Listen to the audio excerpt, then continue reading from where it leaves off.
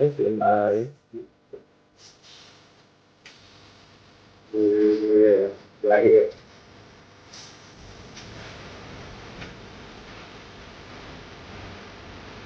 Baby ball talk, welcome in, welcome in. Everything started. Probably no one in here yet, but we're gonna get it started. Maybe Hancock in here. Shit, Hancock in here. Uh, Back early. Let's go. Yeah. Let's go. We live 05.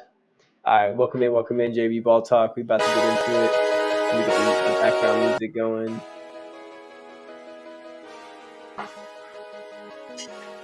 All right. Appreciate everybody coming in. Hancock, what's good? First one in, showing some love. Can't forget about Chandler showing some love. Yo, what's good, Chandler? What's good? Time no see, man. Ball Talk fam in the building. And just as we talking, man, Indiana going on a little run. I was just going to talk about the Knicks and how, it's been home court in this series, and now Indiana goes on a little run here, hit back-to-back threes here. Looks like they're kind of creeping their way back in it. I do like the Knicks at home in this one, though. Yeah, I like the Knicks at home too. Like Joel said, the Pacers though are gonna trying to make it a fight here. Trying to cut into it, 70-63 in that game right now. We in the third, so we about to get into it. There was a little bit of question with Jalen Brunson, if he was fully healthy in Indiana. Obviously, last game Knicks played terrible. Indiana just stomped them. So a couple of question marks. Tom Thibodeau been running these guys into the ground, playing Josh Hart 48 minutes. DiVincenzo's playing big minutes. A lot of their main guys playing a lot of big minutes. Can they sustain that type of energy and that type of, playoff effort when it comes down to it, especially in a series of 7 games? So Indiana's got a lot of firepower. They do got a lot of offense. They got some guys that can make plays off the dribble. New York doesn't quite have that. They depend a lot on Jalen Brunson to kind of facilitate and run the offense, and then they've counted on obviously Hart's offense and DiVincenzo's offense, and they've been able to step up at home. And that's all the Knicks have to do really is hold home court, and they'll be all right in this series. They know what they got coming next, but right now they're focused on the task ahead. So we see you guys active in the chat. Keep being active, man, so we can get this going. Yes, sir. Yes, the sir. Mavs game. We were just talking about the Mavs game in the Thunder tomorrow, Game 5. Yeah, that's going to be another big game. That's why we hopped on tonight, because 2 big Game 5s tonight. Obviously, this one in New York, everyone's talking about, but the next one, a lot of people counted the Nuggets out, and of course now we're tied 2-2 with none of the home games being won by the home team so far. So we'll see if the Timberwolves are able to come out with that same type of defensive energy and tenacity and kind of put it on Denver. But it seems like Denver and the MVP Joker and Murray have kind of figured things out a little bit. So we'll see. yeah. But we'll definitely talk about that one. But right now, New York is going to be in a dogfight here with Indiana, starting to get their offense going, starting to get some hot shooting going. New York definitely does not want to let Indiana back in this game, and it's come down to the wire. I do favor still New York with Jalen Brunson playing well in this game. He's been able to exploit that Pacers defense, but with the injuries that the Knicks are having, and with the wear and tear and the amount of time and the playing time that these guys are having to play, when it gets down to the end, it's just a mental game. They're going to be tired. Are they going to be able to make the plays? We've seen Jalen Brunson make the plays, but they definitely do not want to give up a game at home and have to go back to Indiana down 3-2. I think this game has 7 games written all over it. If New York wins tonight, Indiana wins the next one, and then we come back for a Game 7. And I think a lot of people would agree that it looks like a 7-game series. Yeah, it's looking more and more like a 7-game series. But yeah. Like Joe was saying, man, all these series have been great. I think the only one that could maybe end early is the one that Chandler's talking about in the chat. Seeing, I think OG and Mitch come back, would take a couple games from Boston, but I think Boston's going to probably close that out next game. I'm sad to say, but yo, yeah, Mark, they definitely need OG. They're missing OG big time in this series for sure. What up, Mark? Welcome in, bro. We live out here, JB Ball Talk, in this New York Indy game. It's Indy's making a little run to get back into New York. Had pretty much has control the whole game. We got Turner here getting it to Nimhart. Nimhart's gonna lose the ball. DiVincenzo with some good defense right there, trying to poke it away, and he just lost it. Yeah, Nembhard just lost the handle. We got just over 9 minutes left here in this third quarter. As we said, Indiana went on a little run, so 70-63, cut the lead to 7. DiVincenzo driving middle with the little floater, gets it to go. He's been big in this series. Yeah, Devo's been huge, man. I mean, they've had so many. Knicks have so many injuries. Oh, Nembhard here gets fouled driving back in transition after the score for McBride. So he's gonna go to the line. But man, yeah, they've had so many. Knicks had so many injuries, man. Just imagine if they were healthy, how potent they would be. I think a lot of people are gonna be talking about that next year if they get healthy. Maybe they add some pieces. New York's been looking like a team on the come up for sure. Yeah, I mean, they're just a tough, gritty team. And, with Tom Thibodeau being the coach, he likes to get players of that identity, defensive-minded players that are willing to buy in for the team and kind of do whatever it takes to win. But again, sometimes it becomes an issue when he runs his players into the ground. We've seen the history of it before, even with the Chicago Bull days. A couple of players get injured playing heavy minutes. Yep. And that's what we're seeing here in this New York run. But like Ben said, it definitely looks good for the future for the New York Knicks. I think if they can get another star, and obviously they're missing Julius Randle, and people forget about him. Well, that's what I was saying. That's one of their major injuries. Him and OG. So we'll see what their complete team looks like next year. But before we talk about that, let's get back into this game here in New York. Josh Hart off the GHO with Hartenstein gets to the basket, but gets blocked by Turner and Nembhard. Yeah. No, that's Naismith. Naismith, yeah. Naismith's been playing some killer D this series for sure. But yeah, Turner coming off the help, getting that block there. It looks like Josh Hart kind of lost it midair. We got Mark in the chat saying Minnesota win the finals. Okay, bro, we'll see. Yeah, a lot of people were saying that early, but they got to win tonight. It looks like Denver. It looks like Denver's figured it out. Yeah, we are brothers, man. Hancock said we're brothers. Yeah. Here's Indiana on the run. Nembhard's gonna go 1-man fast break, change of pace, gets it to Siakam on the layup, misses a layup. He blew that. Here comes New York. Hart Devo transition. Oh, he misses the three. Wing is no good. Devo gets it back though off the offensive rebound. Hart fighting in there, got the board and kicked it out and gets it back in the paint from Devo. Easy layup for Hart. So they go back up 10. Hart off the pick and roll with Turner. Shoots the midi right at the free throw line, misses it. Rebound Hartenstein. Here comes Josh Hart. Going to give it to Brunson here. Going to run the pick and roll with Hartenstein. Dribble left, go right. Had so much space right there. Shakes Turner, gets the jumper, but no good. Yeah, here comes Indiana. Here comes Halliburton. He definitely needs to get going here. Yeah, I don't know. He hasn't been so aggressive on offense shooting the ball. He needs to get to it. Turner here going to post up Hart. Got the mismatch. See if Turner can go to work. No, he loses the ball. DiVincenzo's going to get it to Hart. He's going to go in transition. He's going to go right into Nembhard, lose the ball. So it's going back the other way. We got Halliburton here trying to shoot a three while getting fouled by DiVincenzo. Leans into him, and looks like they're going to call the foul. I don't know if that was shooting or not. It looks like it might have been. Yeah, it's a bad foul by DiVincenzo there. So still a lot of time left in this game. 7 minutes left in the third. This New York and Indy game. New York up by 10. We are going to stream this Minnesota Nuggets game everybody's waiting for. This next one. Definitely going to be hyped. Be ready for that. So you got Hartenstein on Siakam here. Definitely want to take advantage of that. What did they call? Be a foul. Push off or travel? I don't know what they called right there. Like a travel, maybe. So Siakam drove right baseline on Hartenstein, cut him off. It looks like they called either a travel or offensive foul on Siakam. Pacers were confused by the call, but here's Brunson running a little man pick and roll with McBride. McBride's going to take the jumper up top, and he's going to nail it. Oh, McBride looking nice. So he's going to push the lead to 13, 77-64, just under 7 minutes left. McBride's got 15 points tonight. He's 3 for 5 on threes. That's big for the Knicks. Here's Turner with the free throw line jumper, no good. Knicks on the run. Brunson. Bang! Let's go, Brunson.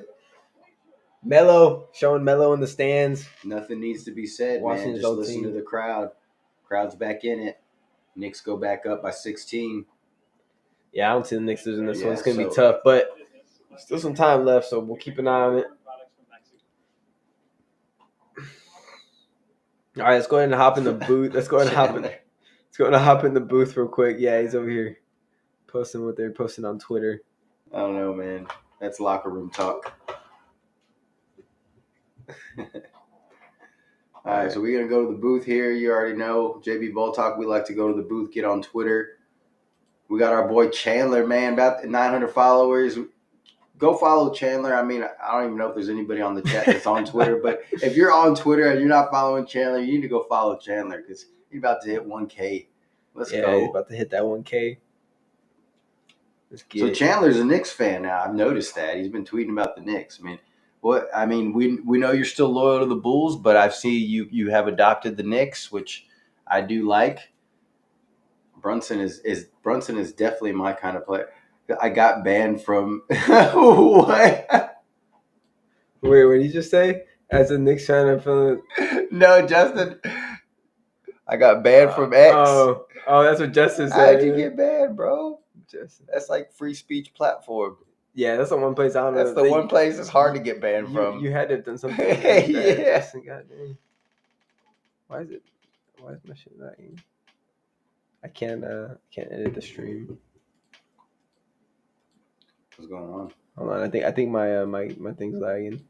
Oh, we got a little technical difficulties, boys. Yeah. Hold on. We get so into anyway.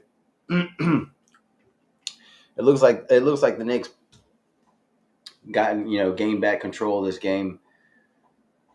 Really, the Pacers are going to need Halliburton to kind of step up his game and take over if they want to have a chance. But we expect the Knicks to win this one. Still a big Game 5 for both teams. Obviously, we got a huge Game 5 coming up. Yeah, this Minnesota and Nuggets game, I think everybody's looking forward to it, but I'm really looking forward to it. I cannot wait for this game. It'd be nasty. Oh, you said sports betting. Okay, that makes a little more sense. Got banned and the price fix user from my account. Wait, you could bet on X? You could bet on Twitter? What the hell? That's it. That was crazy. No, you could do that. Bro got hit with that pool. Take Porter. Hey, chill out, bro. Chandler, this is why you be getting all these followers on Twitter because he's more famous for what he got in trouble for than what he actually did as a profession, which was basketball. Like nobody actually knew him as a basketball player. They may have known him as Michael Porter's brother, but now they know. I didn't even know who that guy was. Now he's a meme. Before he betted on himself. Now he's a meme because he got caught.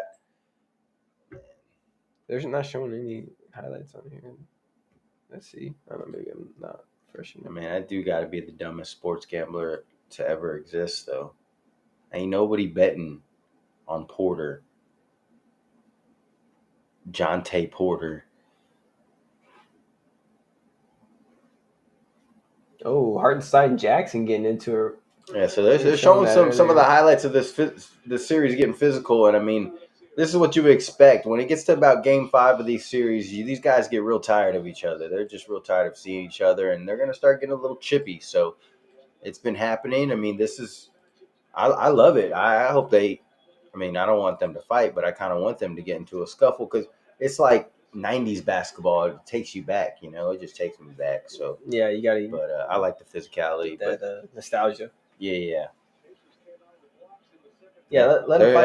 There ain't no Reggie Miller or Patrick Ewing out here. What if we did it like hockey? Let him box it out for a few minutes. Jalen Brunson going left with the floater, and he's on his shit tonight, boy. Knicks on a 12-1 run in the last 3 minutes. Pacers need to get something right here. Here's Miles Turner driving middle, no help. He's gonna get the layup, but no, he didn't get it. He wanted the foul. Oh, Knicks on the run, McBride, easy bucket.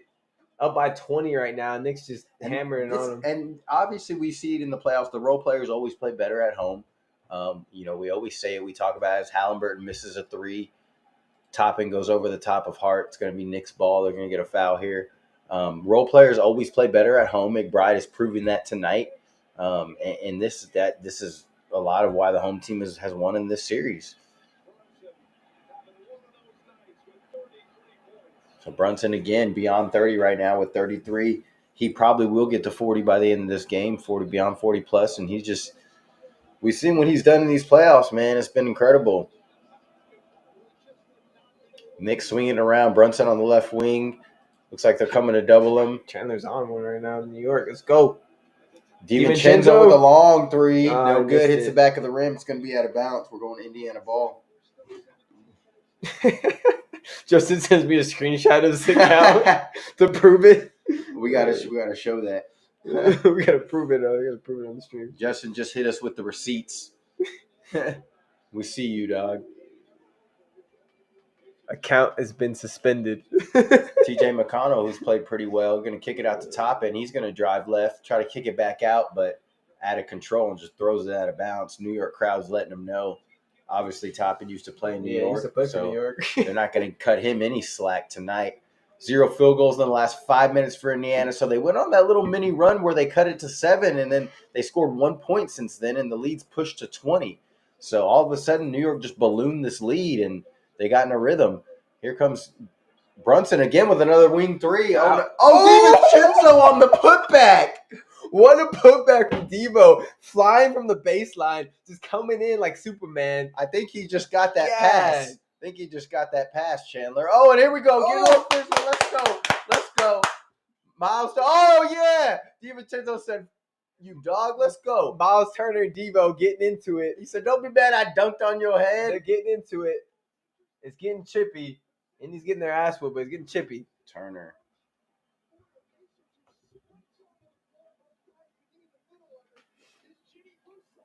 Don't back down, Turner. There's that frustration from the Pacers there, right? What a play from See, he's frustrated on that play there. Let's see what happened here. Oh, it was a pick.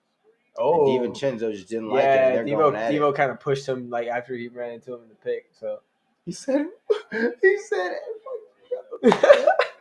yeah, there's definitely some choice words by the two there. Chandler says Dante is officially him. I think he's got that pass, Chandler.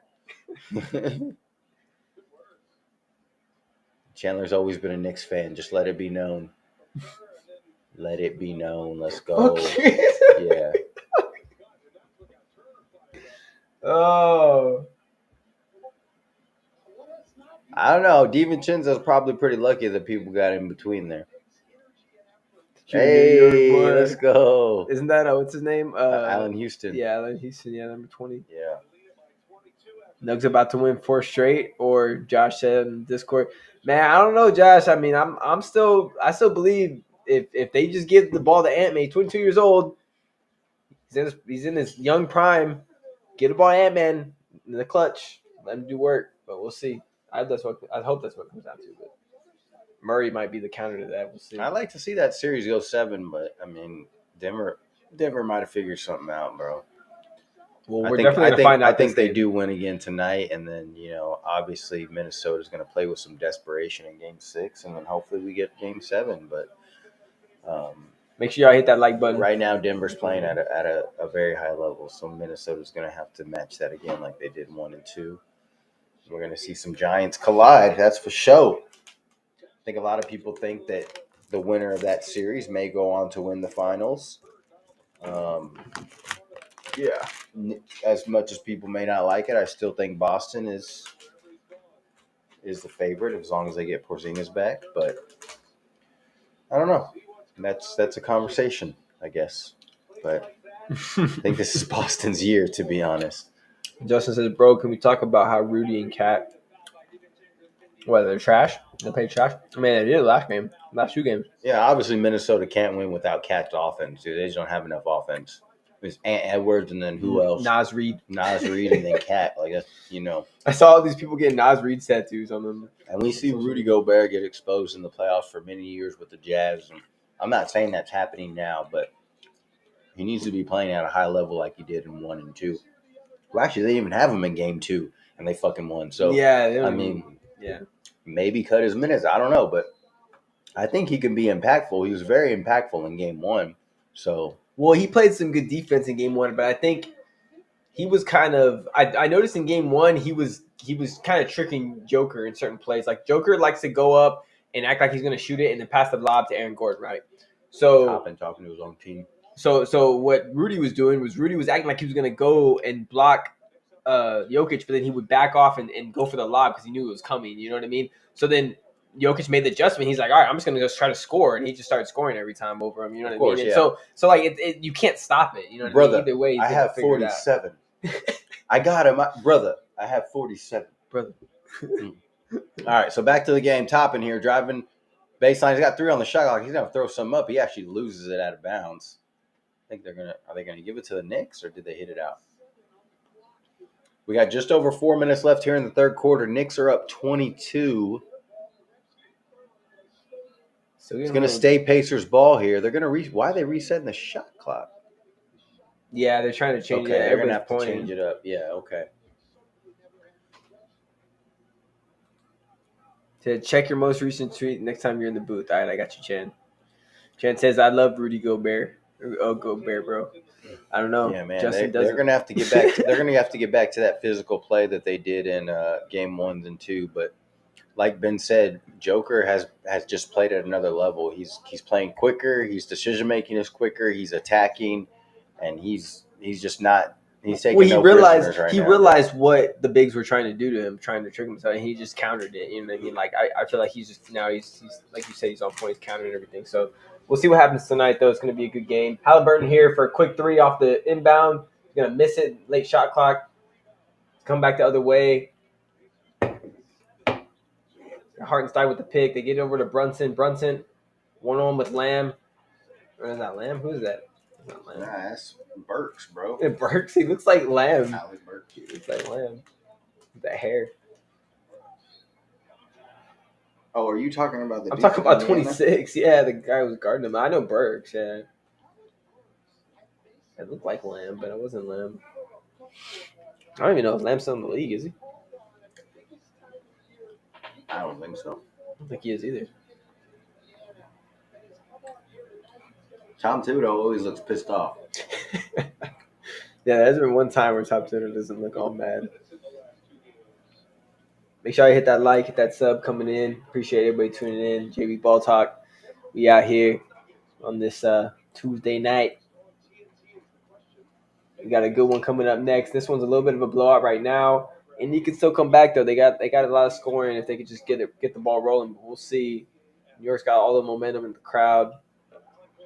Yeah, Indiana's got the ability to get hot, but right now the Knicks, they're looking like a different team at home, and they're playing like it. So here's TJ trying to go baseline, going to come back middle off the pick from Toppin, going to kick it back out to Shepard. Shepard's going to drive, going to pop back out to Siakam, give it back to TJ. TJ's just going to drive to the basket, get to the rim, but no good. Siakam, the putback, no good. He should have just laid up on the left. He had it. A couple chances there for Indiana. Here comes Brunson on the mini break. He's going to slow it down, get it back to Hart, but Hart's going to attack the rim, and he's going to get it to go. Probably one of the and one, but some contact there, but there was no foul. I mean, just a good finish by Hart. TJ here. Halliburton needs to come get the ball. He's going to get it here from Siakam. Going to give it back to Siakam. Good pass, good swing to Shepard in the corner. Woo! Buckets. Let's go. Shepard killing it. We got Derp in the chat. What a shot. Cut up to Derp. 22. Here comes Brunson driving left on TJ. The pick by McBride. TJ still on him. Brunson's going to attack a middle. Slow play him. Going to back him down from the free throw line. Get physical. And Brunson's killing him right now, bro. No match for TJ down there. Here's TJ driving left. He's going to come back again middle. And like that little play with TJ. And here comes Toppin. Okay, so this is the question. New York isn't healthy, but let's say they win the series. Do they have any chance against the Celtics, even if they have no Porzingis and they aren't on top of their game? Like, do they have any chance whatsoever? No. Okay. Halliburton drives to the basket, gets the layup at the buzzer of the. Sorry, Chandler, but no, they don't. They may be able to take it. They can get OG back. They may be able to take a game or two. But yeah, 1 or 2. Oh, Halliburton on the steal here, gonna get the dunk. Easy put back. Gonna cut it to 20. 1:40 left in the third quarter. Still got a whole quarter left, but Siakam pressuring hard here. Gonna get a cheap foul at half court. All right. So yeah, New York just straight giving it to Indiana right now. It's been home cooking for this series. I'm pretty sure, right? I think New York won the first two, Indy won the second.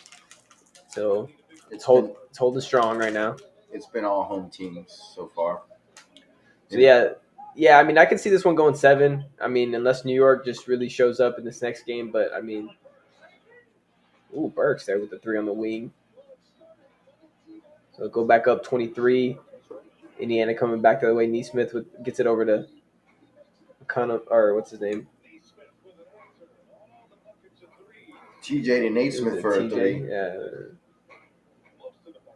McCollum. Siakam here trying to double team Brunson, but backs off. So come back the other way. We got Brunson here, gets the Hart against Siakam. Top of the key. He's going to swing it to Brunson.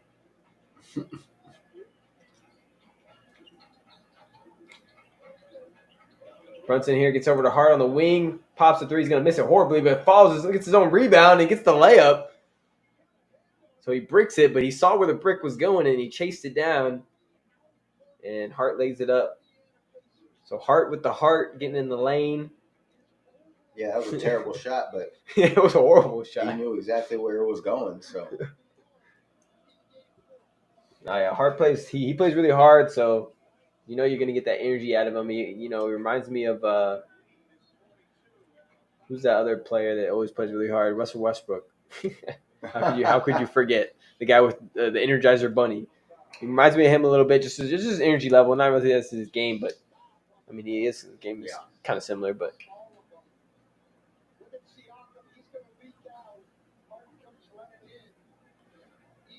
Yeah, it's actually kind of who Westbrook needs to be now. Yeah. He's not the dominant force he once was, so he needs to find a role like Just that. be that role. So I always say, like, kids to watch a guy like Josh Hart because you can find a role. 6'4" Dennis Rodman. You can be good at all things and be really good at defense or whatever and find a role on a team and make millions of dollars just by having a role. I mean, it's kids need to understand these days you can carve out playing time by just simply working hard by what you do, finding a role and doing something very well. So whether it's rebounding, defense, or playmaking or whatever it is, you do that very well. You do other things very good and you find a role on the team and kind of make it fit. So everybody wants to get buckets. Everyone wants to be the star. But if you can carve out a role, man, you can make yourself a living by doing that. Here's McBride at the top. Going to kick it to Burks. Going to kick it back to McBride, back to Brunson. We got just under 10 seconds here, 7 seconds. Shot clock's going down. Brunson's going to get it to Burks. Burks going to drive baseline, throw up some junk. No good. Achua with the rebound. I don't even think it hit the rim. Yeah, I guess it did hit the rim because they turned it off. Yeah, that's right, the shot clock. Achua missed it at the buzzer, though. So Knicks are going to be up 21 here at the end of the third, 96-71. They're pretty much controlling this game, and it looks like we're going to go back to Indiana 3-2 New York, unless Indiana can make a miraculous run here in the lead. This may give the opportunity for Tom Thibodeau to rest some of his players. I don't really know who he has on the bench. I think he's only got like 9 available players or 8 available players tonight. So, I mean, he's probably played everybody anyway, but maybe opportunity to get Jalen Brunson a little bit of rest with his, lingering foot issue or whatever it may be. So, are we on the in the booth right now? Yeah, we're in the booth. But I don't know what Chandler wanted me to show something. Chandler, what do you want me to show on Twitter? I don't know. Just go to the feed and just see maybe he tweeted something. He wanted me to show something.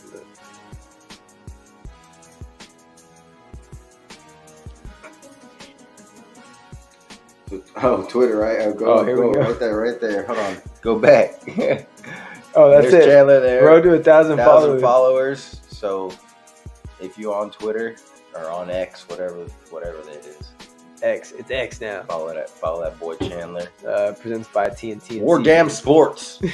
War Damn Sports. Let's go. My boy Chan, man. Day one. Can't scroll up any higher, but yeah, Chan, that's you. This is the fight we were getting all hyped about, DiVincenzo and Turner. Not really a fight, but more of a smack talking battle. It's funny when if you're an NBA fan, you got to get hype about the little scuffles where they don't really do anything. They just kind of say, "Hey, what do you got going on later? What are you doing?" Like they're just talking shit to each other, so it's not really anything. It's nothing. But that's all we can get hype about now. They don't actually do anything. So here's another one. Here's another angle. There's no threat for violence. You can read his lips on this one. Is there a lip reader in the building? Budge you. Oh yeah, this is pretty fun. I've actually seen this before. Is this lady okay? Holy moly. That's really bad. Holy. Oh, here's a different angle. Another angle of just showing it all over again. and Turner having a discussion about where they're going to have dinner later.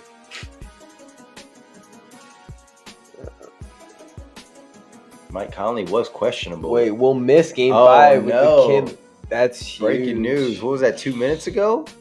7 minutes ago. Oh, breaking news, man. Mike Conley going to miss game. Oh, that's huge. You heard it on So Denver, if you're a betting man, Justin, you might want to put some money on Denver tonight. Well, he can't really bet on, but well, I guess he could. He could figure it out. Or Josh, if Josh is up in here too. Josh. But he's in Denver. Some home cooking over there. Man, I saw that he was questionable earlier. I didn't mention it. He was questionable earlier with some Achilles tightness. Man, Achilles tightness at that age, I might just retire. But it looks like he's gonna miss Game 5. I don't know. I didn't think he would miss the playoff game. I thought he'd try to push through it, but that's tough, man. You don't want to further injure the Achilles. That's for sure. No, then the career will really be over. Yep. So, game's back on here. 96-75. John Starks messing with TJ McCollum there. He's had a pretty decent series. TJ, that is. Fourth quarter just underway here. Naismith in the corner. New York fell asleep. But Naismith missed it, and then Siakam comes in and gets the board, tries to put back, but Achua just kind of pushed him. Yeah, hopefully New York. But Brunson just fell asleep there and gave Naismith the wide open shot. Look another way. But Indiana's not even hitting the wide open ones, so it's going to be a struggle for them. Here's TJ. Snake dribble here, trying to get around Burks in the middle, a little midi and right up below the free throw line. No good. Achua with the rebound here on the break. He's going to slow it down, give it to Brunson, as he should.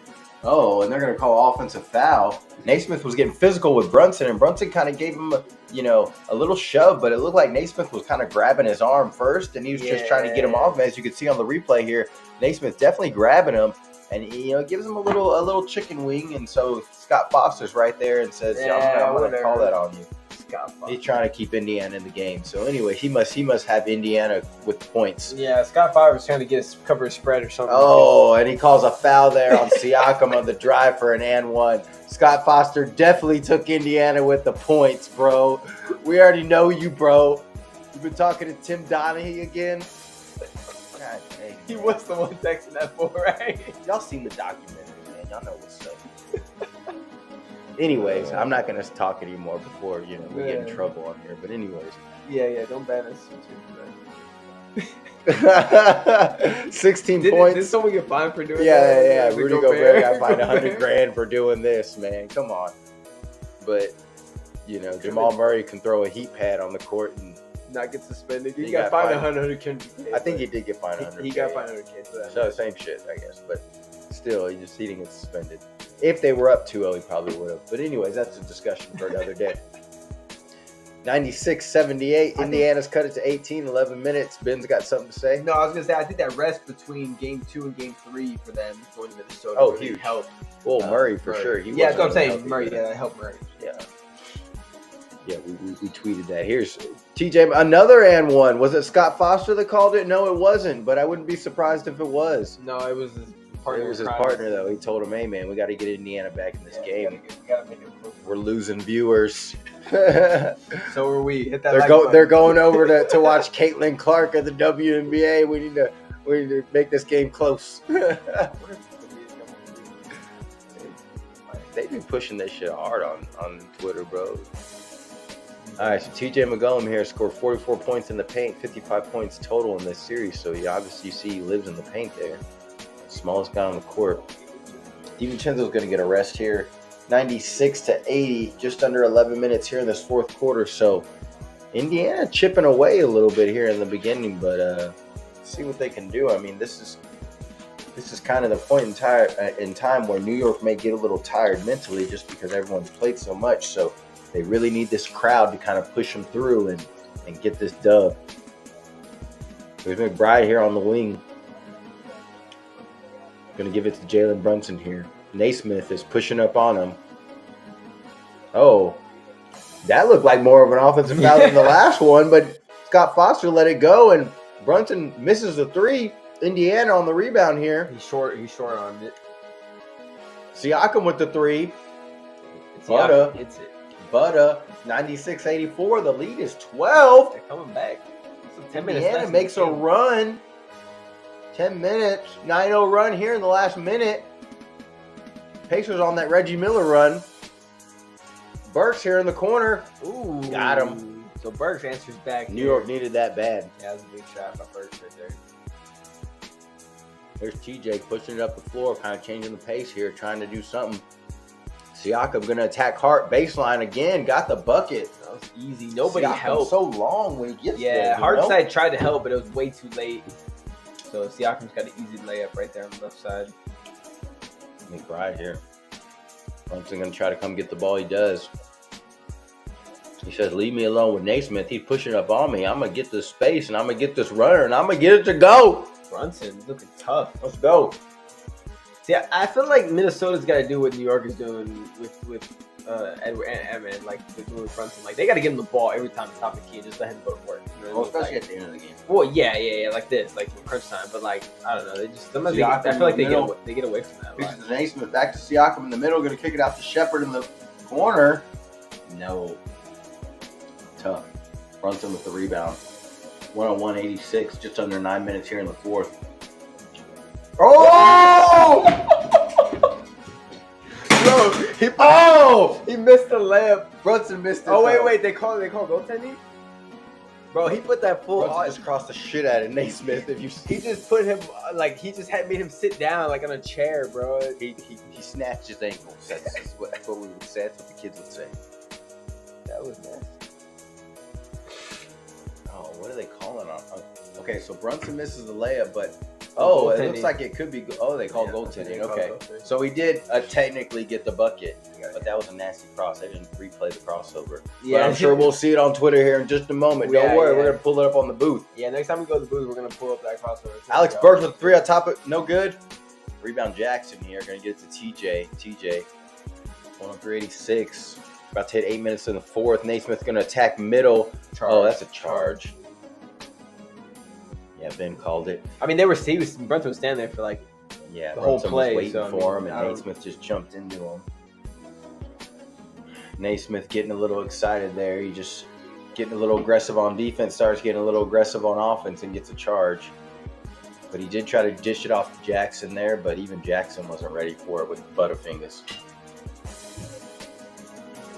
Appreciate everybody tuning in tonight. Make sure y'all hit that like button, hit that sub if you're new here. Make sure you vote in that poll too. We got the Nuggets next game, Nuggets and T-Wolves. Who you got? Yeah. Right now, everybody's got the Nuggets, 71%. It's T-Wolves 29. Mike Conley is out tonight, so that's huge. Huge news that we just saw here on X that Mike Conley's out. But expect a lot of ball handling from Anthony Edwards tonight. I think Anthony Edwards going to be running point line. McBride here, it's the 3 top of the key, no good. Just under 8 minutes left here. Looks like they're going to call a foul on the Pacers on the rebound. Yeah, Brunson got doubled there, and I expect Anthony Edwards to handle the ball a little bit more. And then, I'm not sure who they'll start for him, if they'll start Morris or if they're going to bring in, Kyle Anderson. Kyle Anderson can sometimes be that point forward. They can kind of facilitate the offense a little bit, but, oh my gosh. Brunson here with the and one.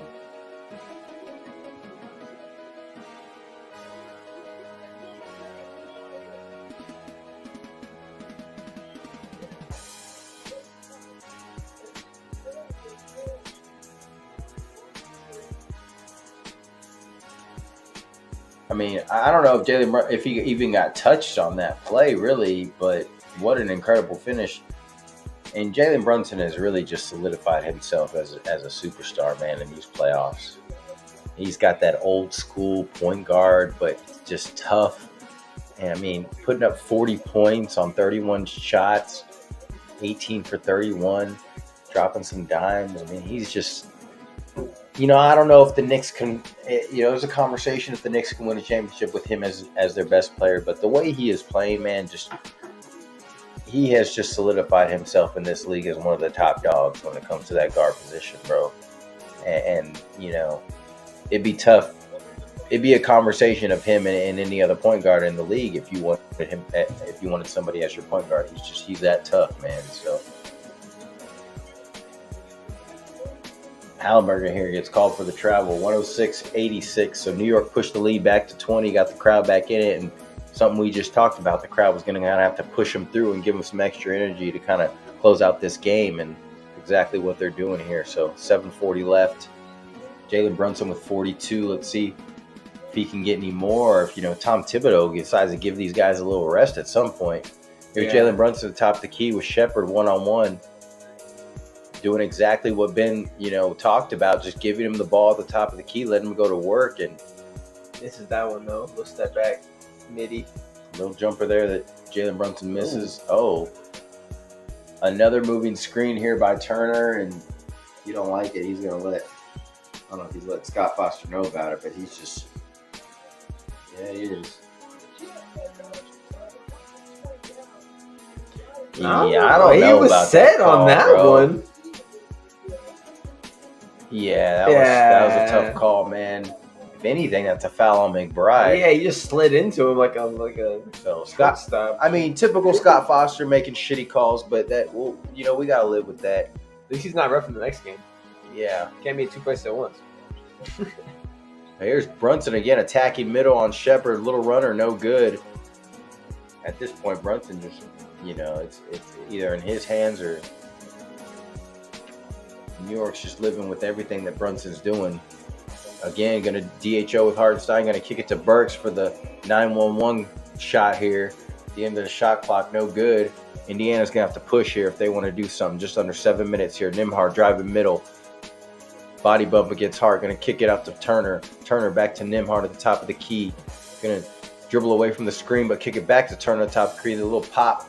Turner misses the three there. And this just isn't happening for the Pacers. We're going to get a timeout here. Yeah, with 6:24 left in the game, New York up by 20. Pretty sure they're going to win this one. Be shocked if the Pacers come back. Brunson does need to get a little bit of rest, though. He's been killing it, ball handling, doing everything, doing all the work. Go ahead and get in the booth, see if we can find that crossover real quick. Yeah, let's show y'all some highlights real quick, but I'm sure Rick Carlisle here is going to throw in the white flag and just wave the white flag in just a moment, man. Indiana can't get nothing going. I think he understands that they need to go back home, win Game 6, and then there's Brunson breaking the ankles right now. We got this highlight here in the booth for y'all. Chandler, nah, hey, goodbye. Watching that, remember the Titans or what? Chandler and Madison Square Garden right now. Yeah, this is Brunson making Neesmith take a seat real quick. Oh, had to put his hand on the ground to catch himself because he's getting ready to just fall. Your boy gave him the one and then come back. You know what I'm saying? Once you see those hips turn, bro, it's a big deal, dog. He saw them hips turn. He just said, skirt, came back, and the boy sat in a chair. There's going to be some edit to that one. You already know.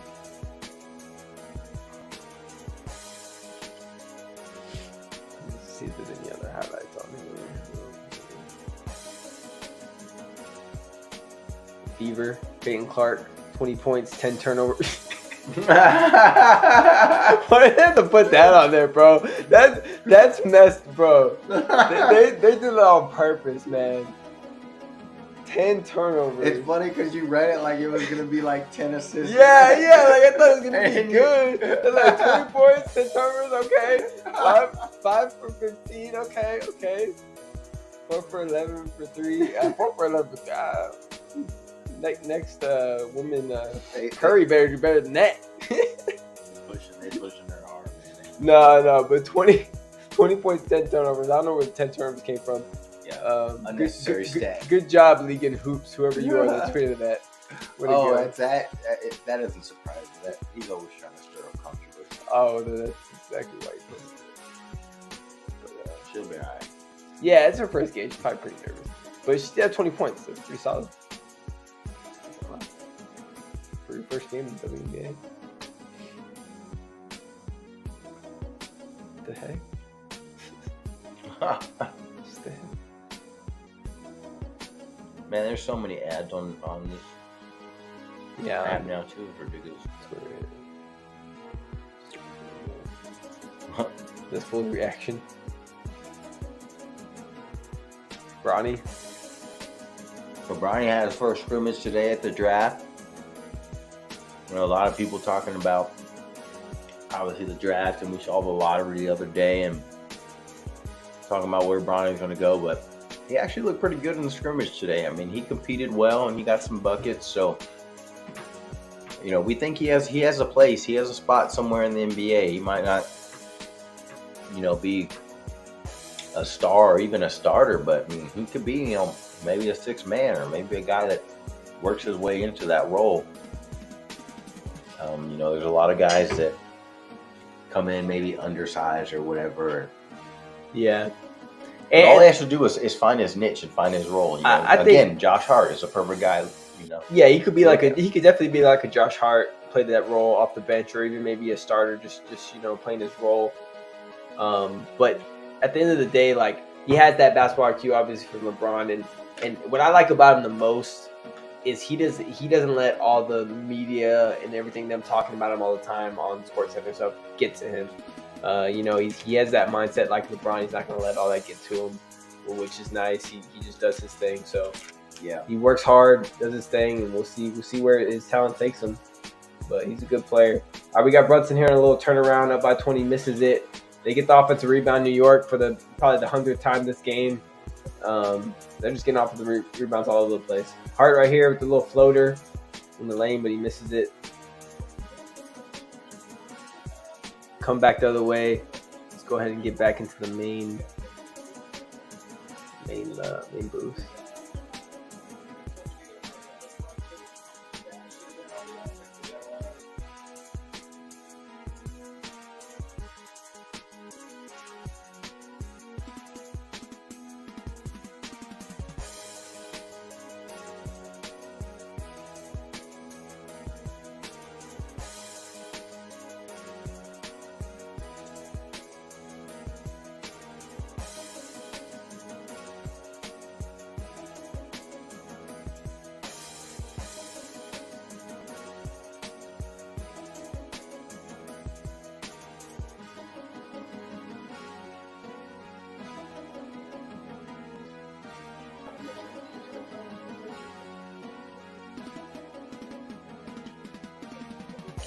What's up, Daniel? Holla back. I don't know what you have in the stream, but no, we're back. Yeah, it was Josh Hart in the corner, no good, lagging or something. So 109-88, just under 5 minutes here left in the fourth. Obviously, Knicks have pretty much control of this game. We're gonna go back to Indiana 3-1 with New York up. You know, we both expect this series to go 7. Indiana will get a little more production from their bench, I'm sure, at home, and you know, have the crowd in it. So we do expect this series to go 7 for sure. What the? Obviously, we're excited for the next game. We just found out Mike Conley is going to be out. He had some Achilles soreness. So Minnesota's going to be missing him tonight, definitely.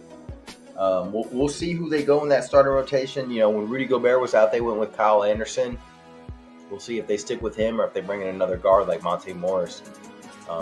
Here's Knicks going on another little mini run here, 112-88.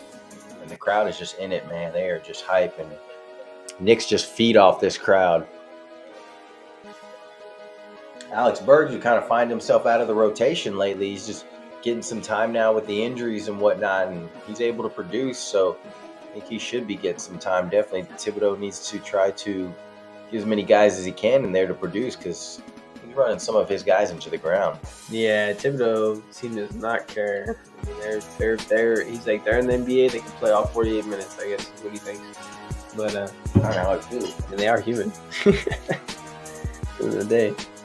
Yeah, appreciate everybody tuning in. Make sure you hit that like, hit that sub. We had a commercial break right now in the game. 4:16 left in this fourth quarter. Looks like New York's going to take it. As you can tell, 112-88. We got Minnesota, Denver coming up next. It's going to be a great Game 5. Really looking forward to it.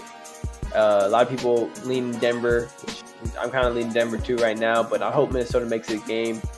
Hopefully Cat can show up. Maybe some Nas Reed help Ant-Man out a little bit. We know Ant-Man's going to show up. I have a feeling he could drop 50 tonight, man. They're going to need it if he's going to win. If they're going to win.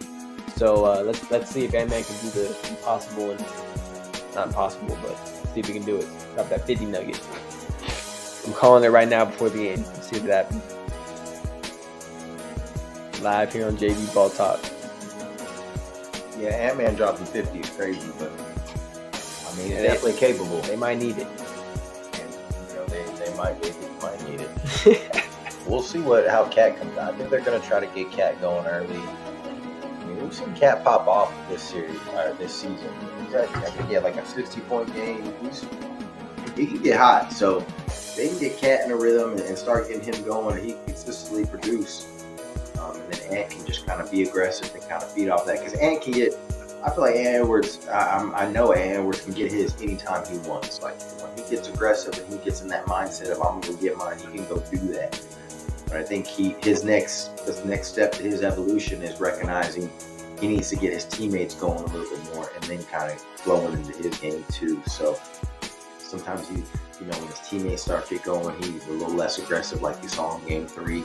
He needs to be ultra aggressive 24/7, but also understand he needs to playmate for his teammates as well.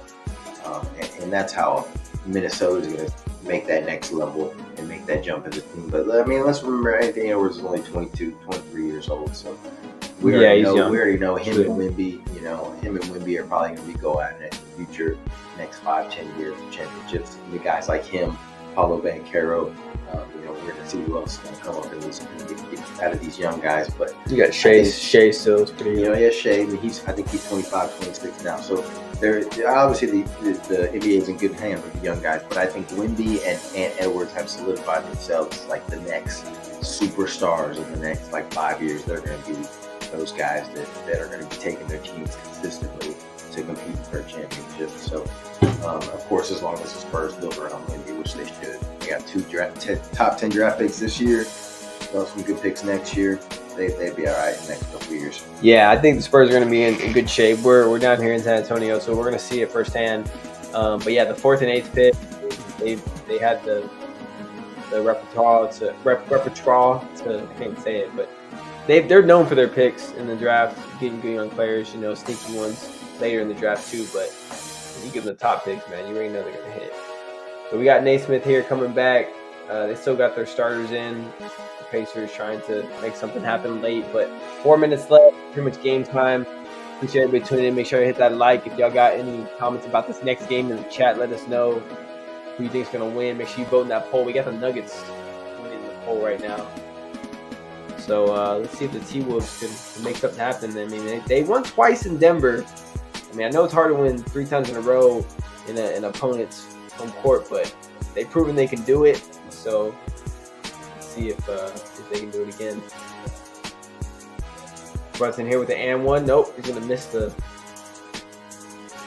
Yeah, so just a little, we're gonna get fouled. Window dressing here for the Knicks, 112-90. I'm not sure why all the starters are still in, but whatever. I mean, these coaches have a lot of pride, I guess.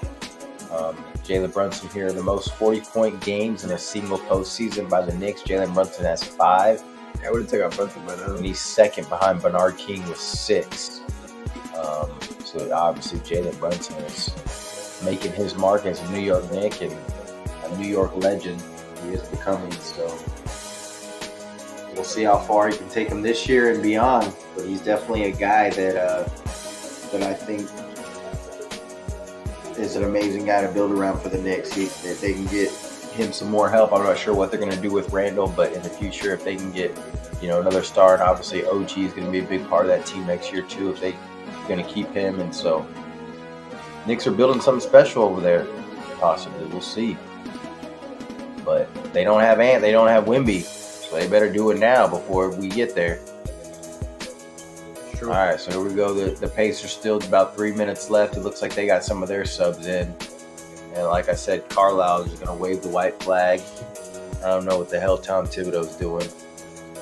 Yeah, I think he was waiting for a word call to bench his starters. I think the Minnesota Timberwolves might start to kill Alexander Walker tonight. He's been playing big for them at the guard position, so they may end up starting him. Yeah, I would try to put him on Murray to begin the game to try to throw Murray off. I think that's when Minnesota had their most success in games 1 or 2, is when they took Murray completely out of the game. I mean, he, as good as Joker is, Murray is the head of the snake when it comes to running that offense, because he has the ball in his hands. He's got to facilitate, And another adjustment that the Denver Nuggets have done is they've allowed Joker to bring up the ball more. They're allowing Aaron Gordon to bring up the ball sometimes, so that Murray is not having to get pressured 94 feet. They can allow him to kind of flow into the offense. He's used to playing the combo guard, 2-guard. So Joker's used to kind of run the offense. Aaron Gordon can play that point forward as well. They can facilitate the offense to get it started. And then you got Murray, kind of coming off the street. Get him in movement before the offense starts, because that makes it harder for the defense to stick to him. So that's what they're doing. They're playing harder and they're moving a little bit more, not allowing Minnesota to be as physical and kind of stick on Murray, just bringing up the ball and just taking him out of his rhythm as soon as he brings up the ball. So Denver's made some adjustments on that end, obviously, with that. But Murray, like to Ben's point, he got healthy in those 3 days. He's started shot making these last 2 games, and if he continues that tonight and then it'll take him away, it's going to be a tough time for the Minnesota Timberwolves. So I'll tell you that right now. If Murray gets going again and Joker's playing at a high level, and you got KCP hitting and Aaron Gordon playing at a high level, he is. Aaron Gordon's been phenomenal this series. Last series it was Michael Porter for them. This series it's been Aaron Gordon for them. Been just that consistent play, and that's why the Denver Nuggets are a championship team, because they got players like that are stepping up in the playoffs. So, Minnesota's going to need the same thing from Karl-Anthony Towns, who we just talked about. Yeah, a lot of people hop Minnesota's bandwagon after those first 2 games, which is rightfully so. I kind of did too. I'm not gonna lie. I thought that they had a good chance of winning the series, possibly into the finals, playing Boston. But like Joel said, experience matters in the playoffs, and that's what it's going to come down to, I feel like. And Denver probably end up winning the series, but Minnesota's going to learn a lot from the series if they end up not pushing through against Denver, and they could come back stronger next year. Like Joel said, Ant's the taste of the league, or going to be the future of the league along with Wemby. So it's going to be interesting, but. I'm really looking forward to this next game. Let's get to it. It should be here in the next probably like 10 minutes or so. We've got 2 minutes left in this Indians game in New York, and then probably tip off in the next, I think 10-15. So make sure y'all stay tuned. Hit that like button. We're about to get back in the booth probably here in a little bit and see what's up. Yeah, it'll be interesting tonight. We might step away for a second here, but we're going to get on for this next game. I do want to talk more about that Dallas and OKC matchup. I feel like experience is going to come to play in that series too, even though OKC's got home court. I feel like Dallas still has a chance with their experience. Luka getting to the Western Conference Finals ready, and then also Kyrie, winning the finals with LeBron back in 2016. So, they need some help though too, obviously, from the other role players. PJ Washington's been big for them. He's got to keep playing like that, and their other players is Derrick Jones Jr. and even Tim Hardaway Jr. So we'll see what happens in that game tomorrow, but I'm really looking forward to that one too as well. OKC's got a lot of good young players too, but same thing with Timberwolves. They don't have the experience, so we'll see what happens at the end of the series. But Yeah, it's interesting. You got the two young squads that are trying to take it to the next level and get to the Western Conference Finals. And you got two squads that have been there, one that's obviously a championship level team. So, that experience factor and that superstardom does come into play when it comes to Kyrie, like guys like Kyrie and Luka and Joker and Murray. But there's some superstars on the other side too, with Shea and of course Anthony Edwards. Shea was in Dallas, the MVP conversation. The big question with Dallas, and then like Ben said, the role players will step up, and they're going to have to win another one on the road. But Luka's obviously not healthy, and so that's the $1 million question, right? Can Dallas win this best of 3 series now without a healthy Luka? I think Jason Kidd's going to have to look at playing longer stretches, maybe without him when they are hot. They do hit without him. He gets hot, maybe when Kyrie's facilitating to Lively and to Hardaway and to PJ. Maybe they need to look at playing that lineup, another 1, 2, 3 minutes to give Luka a little extra rest for the end of the game or whatever it may be. Because there's a lot of times where Dallas is without Luka on the floor and they go on some little mini runs and then they start pushing into that or pushing that lead up if they have it. So Jason Kidd may want to look at that a little bit only because Luka's banged up and it's tough. I mean, he's not necessarily a liability out there. You just can tell he can't move the way that we're accustomed to, especially on offense and the shot making we've seen. But he's still playing amazing. I mean, he's definitely more of a liability on defense because they've been attacking him. Not as healthy. So, and OKC got away with one last night, so I'm not sure if I don't even know if Dallas really feels. If they really feel too bad about it. Well, there's 2 ways they could feel about it. They can either feel like, oh, we let the series slip away because we lost on court again, or hey, we beat them already in OKC. We know we can beat this team. We should have won that game. We missed free throws. You know what I mean? Like they can. They may have something figured out to where like, okay, we know how to beat this team. We just kind of got away from ourselves in that last game, so that may be a case too, where they just come out and then just continue to dominate because they dominated most of that game. In Game 4, OKC went on that run.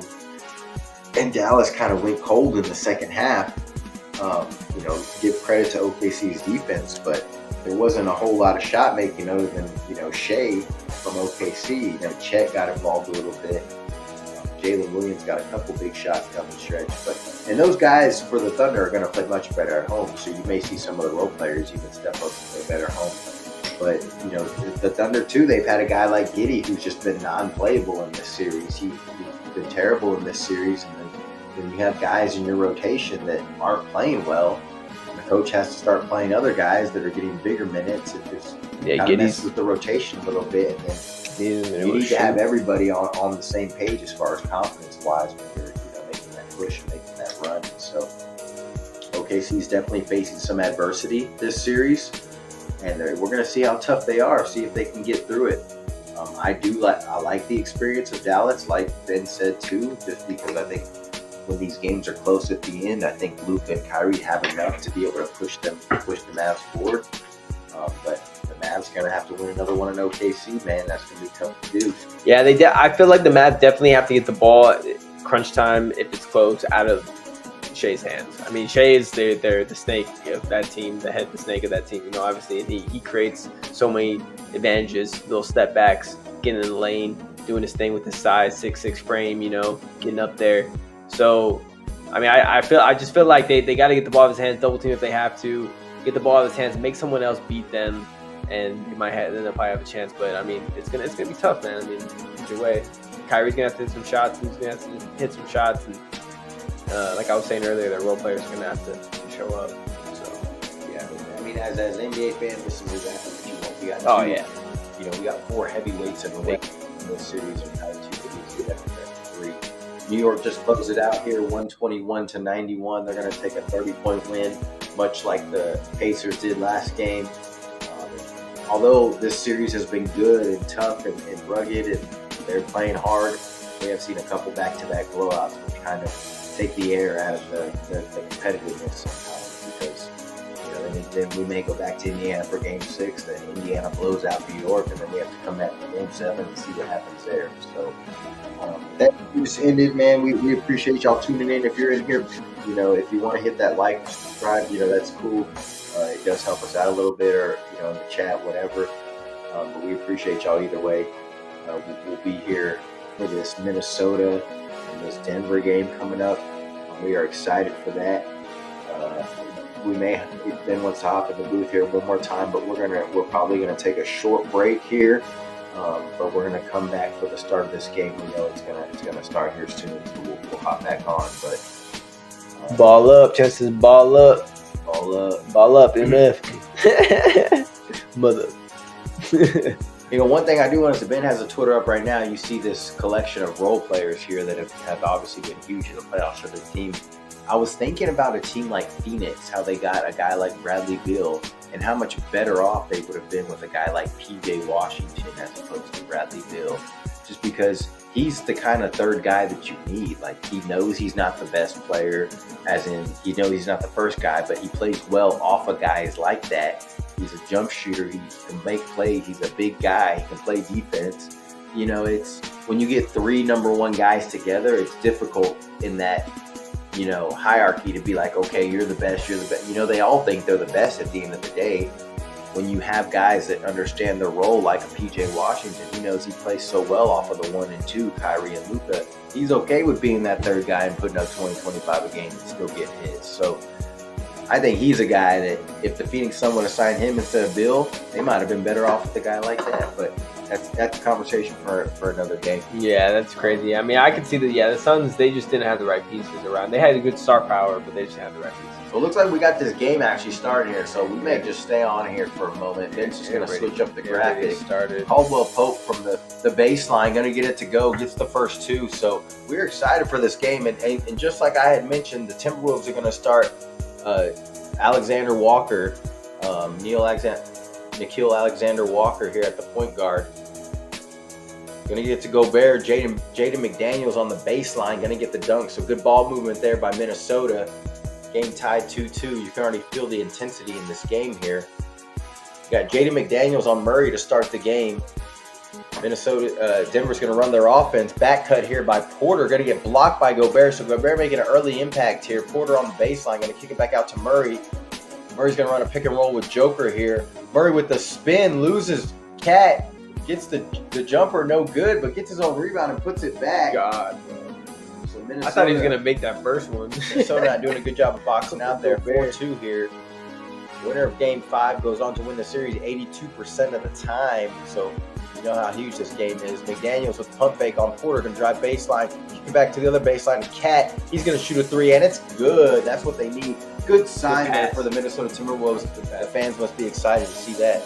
5-4. Cat makes his first three there. Joker bringing up the ball here, facilitating the offense. Going to get it to Porter. Porter with a step back, going to kick it back to Joker. He's saying, Joker, go to work. Joker picks up his dribble here, going to the DHO with Murray. Murray on the baseline, trying to post up Ant. Good defense by Ant. Fade away by Murray off the 1 foot. Tough shot, no good. Ant here is going to bring it up for the T-Wolves. Looking at Gobert, but he's going to kick it to Cat. Cat drives baseline. Little runner, no good. Gobert loses the rebound. Joker on the break here with Porter. Porter's going to come on the wing. Going to go against Alexander Walker. A little spin baseline, a little spin jumper, on the wing. No good. 5-4. 9:40 left in this first quarter. Just getting underway here. Anthony Edwards kicking it middle to Gobert. Gobert's going to kick it to Jaden McDaniels on the wing. They're going to call travel on Jaden McDaniels. Picks up his foot before he dribbled there.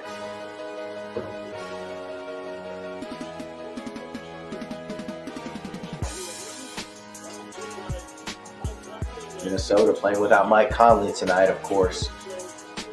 Here's Joker on the DHO with Murray. They're going to call a foul on Gordon as he set the screen for Murray. Interesting to see how the refs call it tonight. The first two games they were allowing a lot of physical play.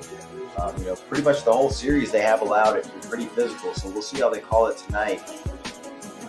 Anthony Edwards running the pick with Gobert, going to kick it, going to swing to the corner. Alexander Walker goes baseline, gets blocked by Porter, gets his own rebound there off the scramble. Cat's now on the post against Murray, going to get double teamed by Gordon. Cat's going to turn baseline quickly and get the runner to go. So Cat starting off good. Good fast move there by Cat. Quick decision, gets baseline, sees the undersized man, and going to attack. Here's Gordon, gets it to Joker at the top of the key. He's got Cat on him. Denver trying to work some offense here. Gets it to Gordon, back to Joker. Joker's going to pump fake, kick it out to Porter on the wing. Porter's trying to get loose. Oh, that was good D by Step back McDaniels. by Porter. Yeah, it looked like good D by McDaniels. They call it foul. Who's that out there? Scott Foster again? He teleported all the way over to Denver. How did he get to Denver so fast, man? That was all definitely ball. a clean block. Minnesota might want to challenge that there right in front of the bench. They are going to challenge it. Yeah, you have to challenge that. That's definitely a The challenge. stream's lagging is what Chandler says. So Stream's lagging. All right, bro. to restart this or something. I might have to restart the stream. Let's see. Is it still lagging, Chan?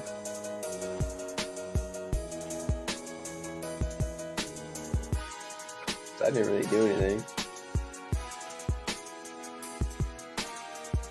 Oh, maybe it's because this video is playing on the Twitter. That could be why.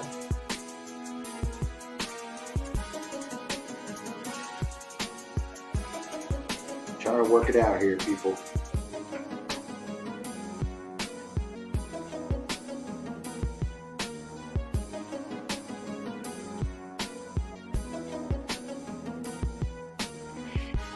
What you got for me, Chan? How is it now?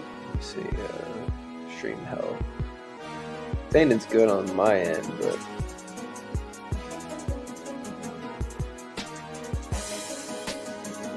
sorry for having some technical difficulties, but we are here live. JV Ball Talk commercial break right now. Get into it. So Minnesota up 7-4 early in Denver. Got a great matchup tonight, Game 5. Let's see if they can win this without Mr. Conley. He's out with the sore Achilles, I think which it was. But Conley, man, he's been big for them, big veteran for them. But they do have some depth. Got Walker coming off the bench, playing good D against Murray, trying to chop him up. So see what happens here, though. Denver's gonna come out to play, man. They've been balling these last 2 games for sure. It's gonna be interesting here. Let us know who you got in the chat. Make sure you vote in that poll. Hit that button while you. Nuggets up 75% right now. 25%. Yeah, we got an early challenge here by the Timberwolves here. It looked like a clean block by Jaden McDaniels. Early challenge, you know, if you don't get it, obviously you're done for the game. So definitely want to get that early challenge if you're going to take it, and it looks like they should get it here. Go ahead and hop in the booth, hop on the Twitter feed, see if we see anything real quick. Jokic, guys, MVP. You can see MVP night tonight for Joker. What is John this? Starks. John Starks getting all hype at the Knicks game, getting on the court. About to touch the players. So funny. He used to run that court. I don't know what that said. Teddy. Tyrese Halliburton. I don't think he had a great game, but I don't know what his numbers look like. Yeah, based on what we saw.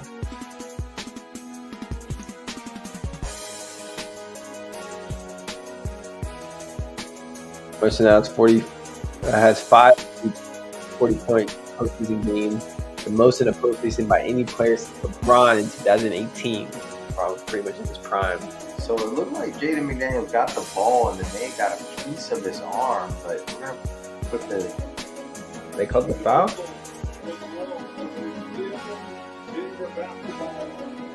So it's not. They didn't call the foul. They did win the challenge, but they're going to give Denver the ball because it was a loose ball. Oh, and Denver gets an easy one. Miscommunication there. Defense, something. Unacceptable for the Timberwolves there on a side inbounds with 2 seconds left on the shot clock. Going to give up a back screen to Caldwell Pope for a layup. That's ridiculous. That would make the coach furious. Here's Anthony Edwards at the pick and roll with Gobert. He's going to miss the layup but get fouled by Aaron Gordon. But Chris Finch and his staff got to be furious over there with Aaron Gordon. Just a miscommunication on defense, like Ben said. I mean, in Gobert, there's clapping at Anthony Edwards. Like, man, we got to switch or communicate or something. And Anthony Edwards is over there talking to about his coach right now, or talking to his coach about it right now. And it's just unacceptable. Cannot give up buckets like that on the road in a Game 5 must win. So Um, Yeah, T-Wolves.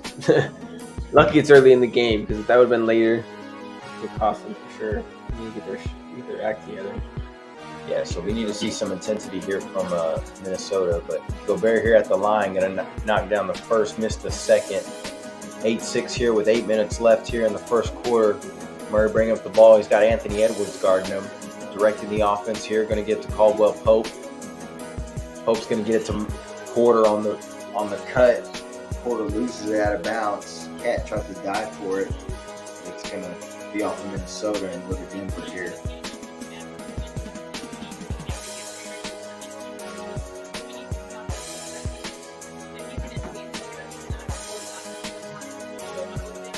Aaron Gordon's going to get a little breather here. They're going to bring in Holiday, who had a big game on the road last game. Justin Holiday. Here's Joker attacking Gobert, getting physical with him. A couple of spin moves on him, and Joker shows you right there why he is the MVP and one of the best players in this league, as we know. Here's Cat posting a baseline, gets it back out to Alexander Walker for 3 on the wing, got it to go. 11-8, so Minnesota hitting shots early. 7:30 left. Here comes Joker bringing up the ball. Play a little two-man game with Murray here. Murray's going to run away, though. Here comes Porter. Two-man game with Porter. Porter's going to go to the corner. Back to Joker on the cut. Joker with the little sleek move on Cat with the pump fake. And looks like Cat's going to pick up his first foul. Definitely don't need these guys getting into foul trouble, so Cat's going to pick up his first on the help defense there. But Joker, like we said before the game, he's just gotten more aggressive, and like Ben said, he's just attacking. Yeah, Joker's like sneaky good, man. He gets in the paint, does those pump fakes, gets you faking one way, faking another way, and gets the and one next thing you know. Yeah, definitely impossible to guard out here, but got to try to make everything as tough as possible for him. And they had Gobert and Cat on him in that play. They still couldn't stop him. He misses the second free throw, though, so that's good for Minnesota. But 11-9 here early in the game. First quarter, still 7 minutes left. You got Ant-Man bringing up the ball here. Gets to Alexander Walker on the wing. The Cat posting up Porter, but kicks it back out to Ant-Man, driving in the lane. And Holiday just grabs him, driving in the lane, and going to get 2 free throws. Yeah, Ant was definitely driving in there with bad intentions. He didn't want to get the and one. That's why I think he grabbed him. Holiday grabbed him early before he got in the air. The air grabbed him there. They probably throw Holiday out the game or something. But Yeah. got him early, but they're going to give Ant here the 2 free throws. Appreciate everybody tuning in. Make sure I hit that like, hit that sub. Helps out a lot. We out here. This is Ball talk. definitely good for Ant to get to the line and try to get in a rhythm. So although he did get fouled in that play, he will be able to get the line into a little shooting rhythm here, you know. But he only makes one out of 2 free throws, which we've seen that a couple times from these guys already. 1 out of 2 free throw shooting, man. Here's Porter at the top of the key, going to give it to Murray, guarded by Ant Edwards early here. Going to give it to Joker down at the post against Gobert. Are they going to bring the double or not? It looks like they're stunting. They're going to let him play, and Joker's just going to score every time if that's going to happen, pretty much. A little easy hook across the lane over Gobert. Yeah, Gobert's not affecting him right now. So here's Nickeil Alexander-Walker on the pick from Gobert. Going to kick it to the corner for Jaden McDaniels. 3, Jaden McDaniels. McDaniels looking nice early with the threes, the spot up threes. And he's just another one of those role players, just consistent, man. He's going to bring it on defense. Here's Joker driving down the middle. No, another miscommunication by the Wolves defense there, and Joker drives down the middle. I mean, maybe the Wolves defense is to let Joker get his and stop everybody else. I don't know what's going on right now, but he's killing them. So yeah, Joker 3 for 3 right now, hasn't missed yet. Here's Ant on the pick from Gobert, kicks it back to Nickeil Alexander, kicks it back to Cat in the corner. That's another big 3, but he's going to miss that one in and out. 15-13, just under 6 minutes left here in the first quarter. Justin Holiday, pump fake, kick it to the corner. Michael Porter for 3. Now you got the crowd going. Now you got the juices flowing.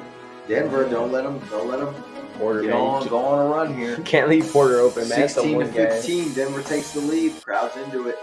5:30 left. Here's Anthony Edwards. Oh, loses the ball. Pope falls down. Still attacking. Edwards getting to the basket. No foul call. I A could lot have of been a foul contact. holiday right there, but they called it. Here comes Caldwell Pope. Gets the Joker. Oh, some contact there. They do call the foul. So, Edwards is going to complain. Why don't you call it down there? Call it both ways, man. Yeah, that was pretty ticky-tack compared to what happened on the other side. The Joker continued to be aggressive, and most of the time the refs are going to reward you if you are aggressive. But you saw Ant being super aggressive there and didn't get the foul. Denver here on a little run. This is not necessarily danger time for Minnesota, but they just need to be careful on some of these runs because Denver at home can really bust this thing open if they get on a run. Joker knocks down the first free throw. Caldwell Pope trying to state his case regarding Anthony Edwards. Yeah, we got Jokic here at the line. Jokic's seem like he's gonna have a big game if they keep giving him these one-on-one matchups. They don't double team him, so we'll see here. 18-15, Denver up early. Jokic already with 9 points. Like Joel said, 3 for 3 from the field. Trying to post up Towns here on Porter. Got a little bit of mismatch, but they double team him, get it out of his hands. Edwards on Holiday, a little step back 3 on the wing, nails it. Tells the crowd to shush too at the same time.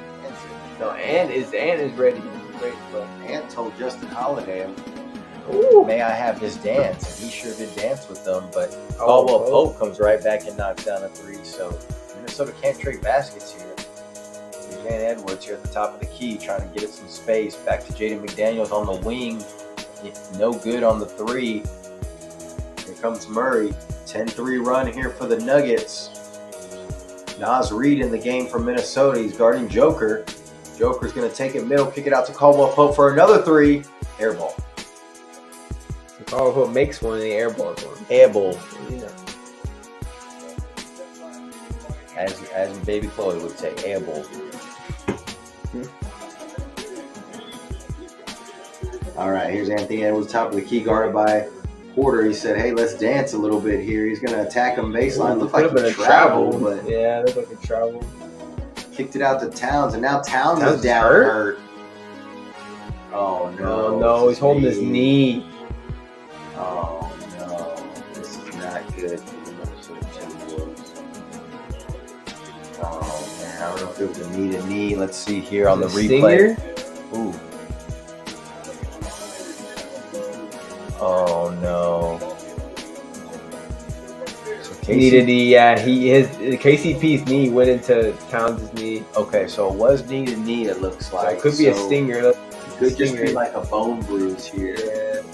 That's what it looks like. Just trying to work it out here. Towns is staying in, but still in. If you ever hit knee to knee, you already know that when that bone hits bone, it's no fun. So it ain't no funny bone, as they would say.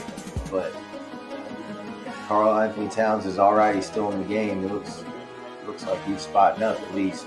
So here's Naz Reid in the game, gonna try to spin on Holiday. Yeah, he's working on Holiday here. Oh, gets a foul in the lane. We got slow-mo in the game too for Minnesota. So Minnesota with some subs. Minnesota trying to put some fresh legs in here. Naz Reid gonna go to the line. Denver's over the limit in the first quarter already.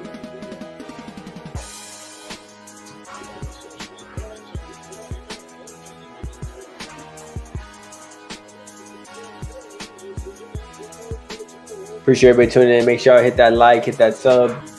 JV Ball Talk, we out here. Shout out to Chandler. Shout out to Mom's posting the story. Appreciate it, Mom. Everybody out there tuning in. Shout out to Josh in Colorado, in Denver, where this game is being played. Yes, sir. Murray here with the kick out. Joker on the drive with the runner. No good. Oh. Missed his first shot. Here comes Minnesota. Kyle Anderson on the break. Kick it back out to Naz Reid. Naz Reid's going to attack. Kick it to the corner. Jaden McDaniels up top to Edwards. Wide open 3. No good. Missed it off the side of the rim. Makes the tough one, but misses the bad wide open one. They're Holiday giving it back. A little give and go between Joker and Holiday. Holiday misses a 3 badly, So Towns is in the game, but he's hobbling, man. It looks like he's hurting right now. He's limping. get him out of here soon. You're saying he's all right, but Yeah, he's trying to fight through right it now for him. So he's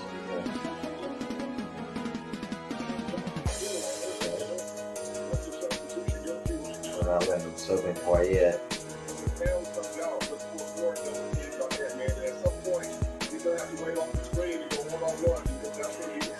Yeah, Towns does not look right now. Slow-mo with the ball, top of the key. Gonna take it in, a little jumper over Jokic in the midi, right at the free throw line, and makes it. So slow-mo here, maybe can give him a little bit of points off the bench, help him out. Murray bringing it back the other way. Got McDaniels all over him. They're trying to hound him, get the ball out of his hands. Oh, he lost it, but he gets it back. I'm gonna give it to Jokic. And then Porter Jr. here off the handoff. One-on-one with the Ant-Man, trying to throw it into Jokic against Naz Reid in the paint. Oh, Naz Reid with some good D. Like he tipped the ball. Shot. Come back the other way. Slow-mo, kicks it to Naz Reid. 3 over Jokic. He's going to miss it, though. Come off the rim. Caldwell Pope. Going to pass it up here to Porter Jr. Porter Jr. is going to one-on-one with Slow-mo. Tries to get into Jokic in the paint. He does, and Naz Reid pushes him in the back. He gets an and one. Jokic working his magic in the paint. Or on the block, I should say. Oof. Yeah, it looked like it could have been a steal by Naz Reid, and then Jokic just takes it on him, man. Yeah, that loose ball kind of put Nas out of position there, and Jokic just turned and got that layup. And Cat obviously hobbling, just wasn't in a position to help at that point. They're going to take Cat out right now, but I was watching him that last possession. He was hobbling down the floor. Yeah, he doesn't look right at all. Definitely going to get him out of there. Probably get Gobert back in here, but Minnesota still hanging in there. This is what Minnesota kind of needs: just a low-scoring game, kind of grinded out type game.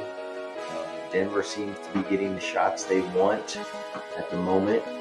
So if they start really hitting those shots, it's going to be bad news for Minnesota. We'll see what happens with Anthony Edwards. It looks like he's going to start getting going here soon. But obviously the concern, Cat, is he? How hurt is he? Is he going to go out, get some treatment, come back? But they're going to need to take this game if they want to have a chance at all in this game. Cat's going to have to come back and do something for him. So yeah, no, Cat's definitely going to have to come back healthy. If not, it's going to be tough.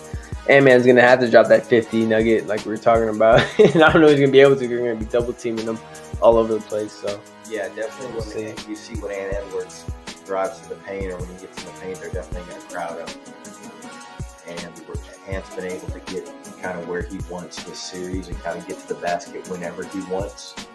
You can see Denver is going to put a little more emphasis on just crowding him when he tries to get into the lane, force him to kind of kick it out, or again, force him to play make for some of his teammates. So we'll see if he can do it. But we're definitely off to a good start. We expect this game to come down to the wire, hopefully. But we're going to keep it going here, JV Ball Talk. We appreciate y'all tuning in. See you. We appreciate you guys tuning in. Make sure you like that. Hit that like button, hit that subscribe. JV Ball Talk out here. We ain't been on too much this season, but we've been on a couple times, and we've seen some interesting playoff games. Obviously, things going on, but we're excited to be on here and be talking a little basketball, especially on these critical Game 5s here. As we saw New York just take Game 5 in New York. We expect that one to go 7, and I called this one to go 7 from the very beginning. It didn't go 7 the way I thought it would, but we're tied 2-2, and it could go 7 here unless Denver's figured something out. We'll have to see. If Denver's figured them out here, but yeah, we got Dela Cruz in the chat saying Minnesota, so I guess Minnesota is the pick for them. It's gonna be a good game, man. I mean, we gotta hope Cat comes back healthy, or else they're gonna have a real fight on their hands. Naz Reid's really gonna have to step up. Naz Reid did have that big game. I think it was game 1, maybe game 2 he played good too, but game 1 he really played good. I think Cat was in foul trouble, so I mean, we'll see. I mean, it's not impossible for them to do it, but Denver's tough, man. And like Joe said, they definitely figured something out in those games 3 and 4. in Minnesota. Not just Murray being healthy, but they were playing a lot faster, playing a lot more. They wanted that championship. They wanted that repeat. So we'll see what happens here. But Cat, we're showing Cat right now. He's on the bike. He's trying to loosen up that knee. He had a knee-to-knee earlier with who that was with. Like Caldwell Pope.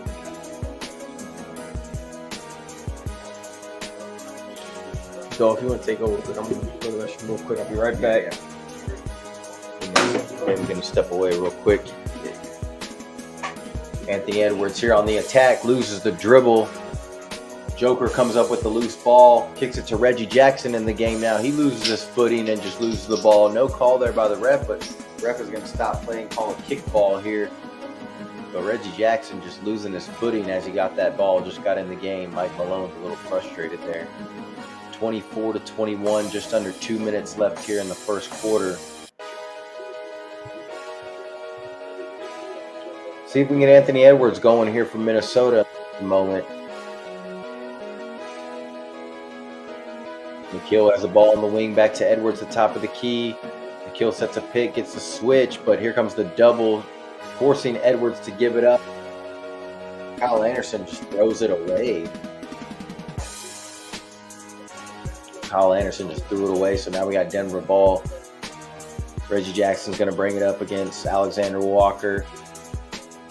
Trying to get Joker free here. Joker going to set the pick. Reggie driving middle, looking for somebody, gets Brown. Brown looks like he stepped out on the baseline there underneath the basket. So not a great possession there by Minnesota. Not a lot of movement or passing around. Here comes Cat back in. I think they want to try to keep him warm. He was warming up on the bike and probably don't want to sit him down and let him get cold. So I figure they put him in here. Try to get him some more offense. 21-24, 123 left in this first quarter. Ant Edwards here bringing up the ball. We talked about that with no Conley. We talked about Ant Edwards probably facilitating and bringing up the ball a little bit more, see how it affects his game. Here's Ant giving it to Alexander Walker on the wing. He's going to fire a three, and it's good. He's been shooting well this series. And he's back at it again tonight. 24-24. I think that's his second three of the night. And I am correct. 2 for 2 on threes. He's got 6 points.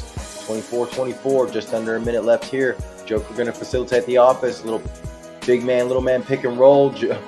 Jackson on the roll, and Joker's going to give it to him like he was the point guard, and Jackson with the little bunny off the glass.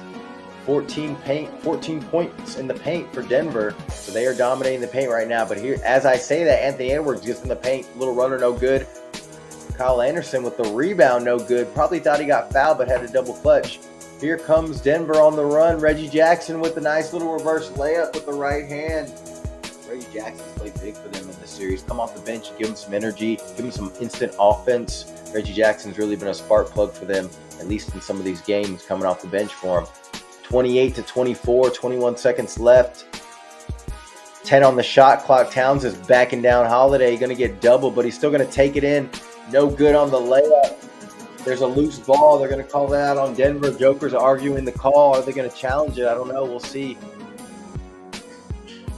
But you see Joker here they'll put it in his hands and let him facilitate the offense right away. Let him kind of run the break. He's such a good passer that he can run that point center there. Here comes Peyton Watson in the game. Doesn't have the braids this game. He's got the crazy hair this game. No braids?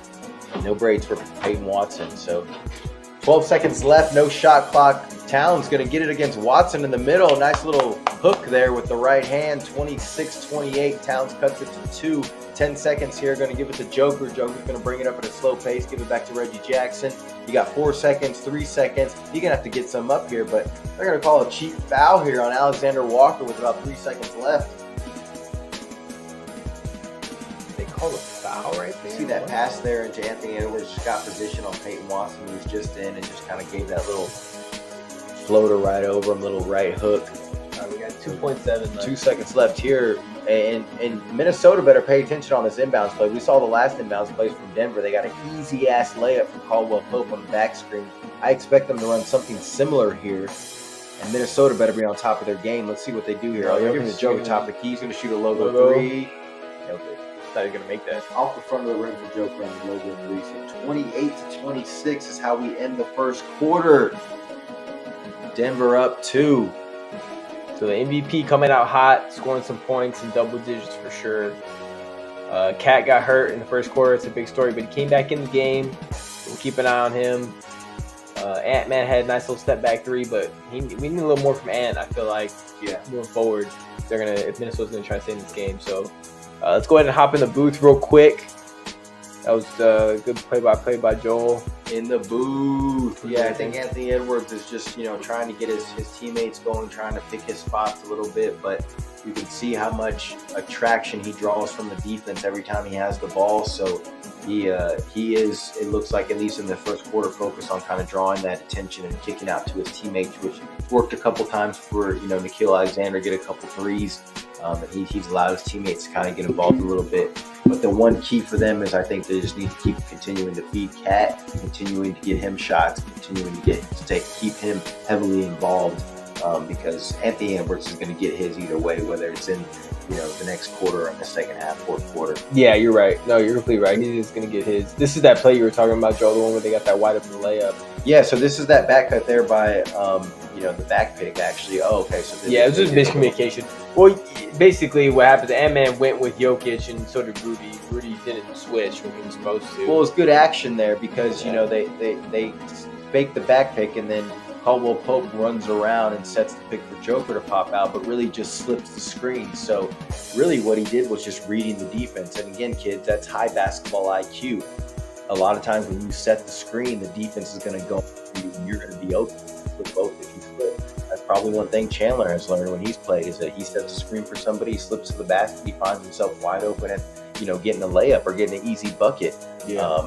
There's high basketball IQs that are involved in this game, and you can see it there from the Denver Nuggets, and you'll see it from both teams, but Denver Nuggets play a very high basketball IQ game offense, and that's typically what they do. It's just we're going to set these screens, we're going to read the defense, and we're going to cut one way if the defense goes this way, we're going to cut another way if the defense goes this way. So you almost use the defense's aggression against them because they're so aggressive on Joker and the screen. Boom, I'm just going to slip back and get an easy layup. So great play design by Mike Malone and great execution by the Denver Nuggets, and of course poor communication by the Minnesota Timberwolves on that defense. Yeah, and if you're wondering what play, Joel's just explaining this one right here. Sorry, I wasn't showing it, but yeah, basically, I mean, just great draw by Mike Malone, like you said, and great execution. And you always got to be ready on the court when you're playing like that, pick and roll situation. You got to read the defense. Whatever the defense does, you got to play off it. So yeah, Caldwell Pope felt his man, get off when he saw Gobert kind of take a step towards Joker. He did chocolate muffin again. He was going to have a little basket. So great read by Caldwell Pope there, but great play design. So we'll continue to go here on the Twitterverse. The game is going to get back started here, but let's see what else we got going here. Shout out to Chan. He said he's eating a chocolate muffin and drinking a Gatorade. Hey, it's dinner of champions, I guess, right there. There you go, man. All right, Gabe's getting ready to come back on and interviewing the head coach of the assistant head coach of the T-Wolves, Mr. Nora Mitch. Mitcha? Is it Mitcha or Mitch? Anyway. So Minnesota's going to have the ball to start here. Obviously, Denver shooting at a high clip. Oh, Gobert gets positioned there on Justin Holiday and is going to dunk on his head and get the and one. Nothing you can do about it down there. Holiday had to try to foul him and it didn't work out. So you got to wrap him up down there. Can't let him get the dunk. So he ties it up. Minnesota has a chance to take the lead if Gobert can hit this free throw. As you can see, Denver shooting over 50%, and that's what they did in the last two games. I think at one point in Game 4, they were shooting like 62%, bro. I mean, it's very tough to beat a team that is firing in all cylinders like that. And when Denver's firing, man, they are tough. And so if they're shooting over 55%, I mean, as much as we want to talk about Minnesota's defense, they're going to have to step that shit up because 55% is going to get you in that L column. I'll tell you that right now. But 28-28, Gobert misses the free throw. We got the second quarter underway here. Justin Holiday here giving it to Aaron Gordon at the top of the key. He's looking for Murray on the DHO. Murray's going to come around. Still guarded by Anthony Edwards here. So Anthony Edwards taking on the challenge of guarding Murray. Is it affecting his offense, though? We don't know. We'll see. Nah. Murray here with a tough jumper on the free throw line. No good. Great defense by Anthony Edwards there to fight over that screen as well. I feel like Ant-Man has to play both ways if they want to have a chance to win this. Yeah. against Murray. Gobert here on the post up on Justin Holiday. Oh, gives him a bow, and the ref just let it go, man. Mike Malone is over there. Oh, here comes a technical for Mike Malone. Mike Malone is known to get feisty with the refs. He'll get in their face. He'll tell them F you. He'll tell them I don't like your mom. He'll tell them whatever he needs to. He's going to tell them something. But he got teed up quick, and the refs ain't having it tonight. But you see Gobert there. And this is the second possession in a row we've seen Justin Holiday guarding Gobert. And you know, Gobert is obviously not an offensive threat that you want to go to every time. But if he has the advantage and he's at the block already, they're going to give it to him. He's going to turn and dunk. Mike Malone felt like Gobert gave Justin Holiday a little elbow. And he definitely might have, but it wasn't called. So there's Mike Malone. He's still hot now talking to the other ref. Chandler said Mike Malone is real for not holding back. Yeah, I like that. Yeah. He is real. Real one. Man, we got Brazil in the house. Let's go. Yo, Felipe, he said from Brazil. Let's go, man. Put the sound effect. Hell yeah, I like that. The sound effect. Let's go. Blocked by Nas Reed here, but they're going to call a foul. Christian Braun looks like he's going to go to the line. Brazil, man. I'd love to go to Brazil, man. That's an awesome spot right there. Never been there. Yeah, man. Welcome in, man. Good to have you, JV Ball Talk. Thanks for being here, man. Y'all can be anywhere in the world like Brazil, and y'all are here with us. It's crazy. So 31-28, just under 11 minutes left. We got Christian Brown, whatever you want to say his name, at the line here. He's going to miss the first. Cat back on the bench. 7 points, 3 of 6, 2 rebounds, 1 assist. So yeah, they're working on his knee. They're gonna put a little pad on it, a little heat pad or something. Yeah, a little heat pad, try to keep that warm. The last thing we want him to do is to stiffen up, especially with that bruise. He's definitely gonna have a bone bruise, so can't let it stiffen out. Got to keep it warm. 31-29. Christian hits one. Just under 11 minutes here in the second quarter. Minnesota running a little Denver offense here with the DHO, running with Kyle Anderson at the top. Going to get a pick from Gobert here. Kick it back to Nas Reed. Nas Reed's going to take Murray into the lane, get the layup, and one. It looks like, they called a charge. Okay, so Aaron Gordon. I mean, that was Aaron Gordon there. He was there. He leaned to the left a little bit, man. I don't know. I think if Minnesota wanted to challenge it, they might have a case just because that little lean. But he was set, but then he leaned a little bit. That's a tough call. Obviously, it's a bang-bang play, so it's going to be tough for the ref either way. But if they called that an N1, Mike Malone might have got thrown out on that one. I don't know. Yeah. But here we go. Murray at the top, getting a pick from Gordon. Still guarded by Ant Edwards, taking on that challenge. Yeah, man, taking on the challenge for sure. Murray gets the switch with Gobert. He's going to take him. A little step back midi, no good. Oh, Gordon coming in hot. So Ant-Man on the switch didn't block out. Whoever was there didn't block out. And that's one guy you got to get blocked out. Yeah. So 31-31, 10 minutes left in the second quarter. Denver ties it up. Cat's back in the game here. Going to take it middle on. Oh, it gets blocked by Porter. Just ran right into the defense. That was help defense by Porter. Terrible pass there by Denver on the break.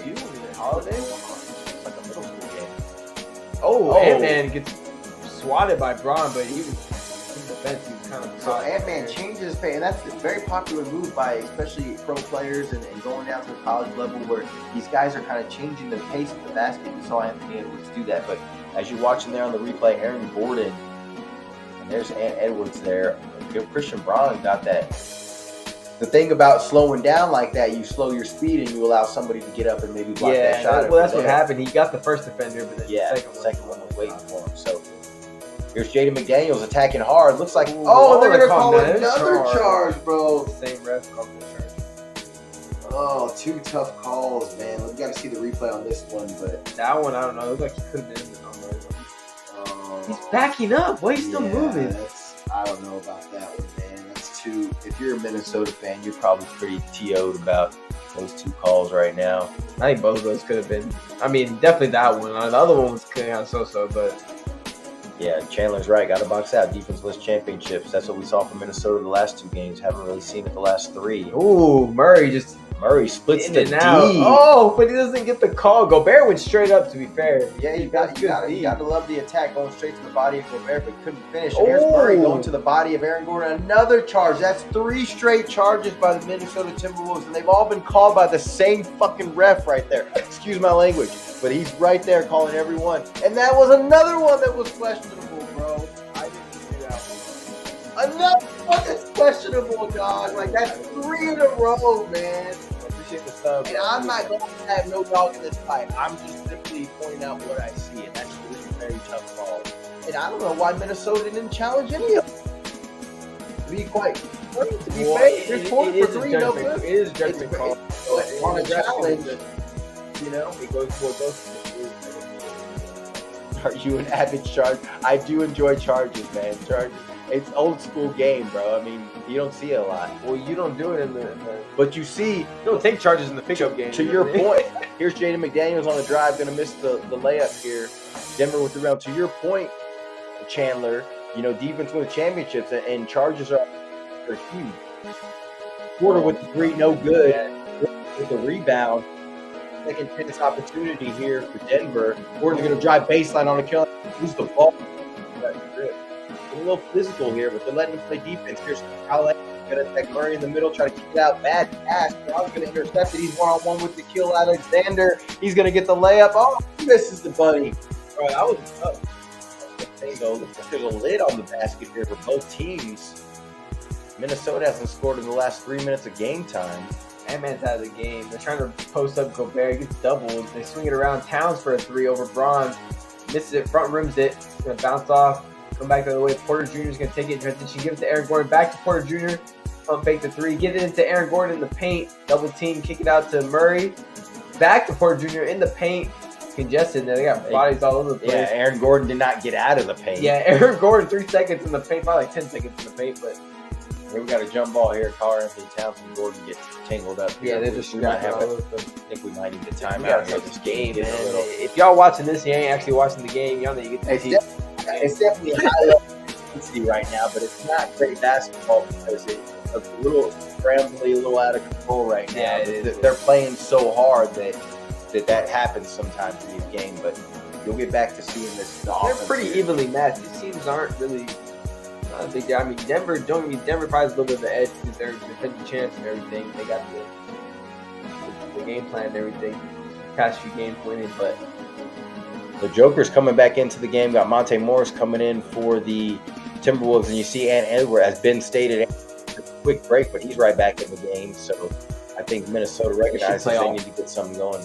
And you play all 48. And altitude, that's tough, man. But and Edwards trying to grab Aaron Gordon here. It looks like they're getting a little chippy. Delay a game here, they're going to call. On Denver? Yeah, then they called it on Denver, though. As we saw in the last game, both, game 5, going to start getting a little chippier. Here's Monte Morris, who used to play for Denver back in the day, got traded last year before the championship. Going to give it to Ant Edwards, going to get doubled, and they ain't going to let Ant beat him tonight.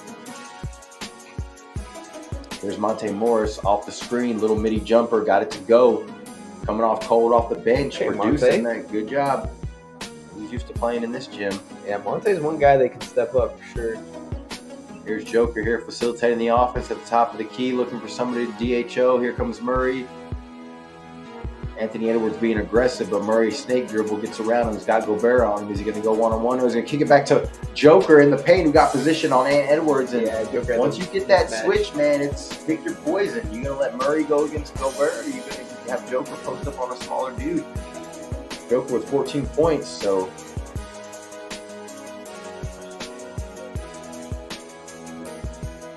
And Edwards here at the top, guarded by Aaron Gordon. You're going to take him one-on-one. Ooh! Edwards with a quick feed, but gives it up to Karl-Anthony Towns. Kicks it to Morris in the corner. No good. Scramble for the rebound here. Aaron Gordon, of course, out-hustling everybody. He's just going to take it and dunk it on Cat's head. So, Aaron Gordon. Oh, man. Gordon. I mean, I understand why Ant don't like him because that's what they're killing him right now. What a perfect pick.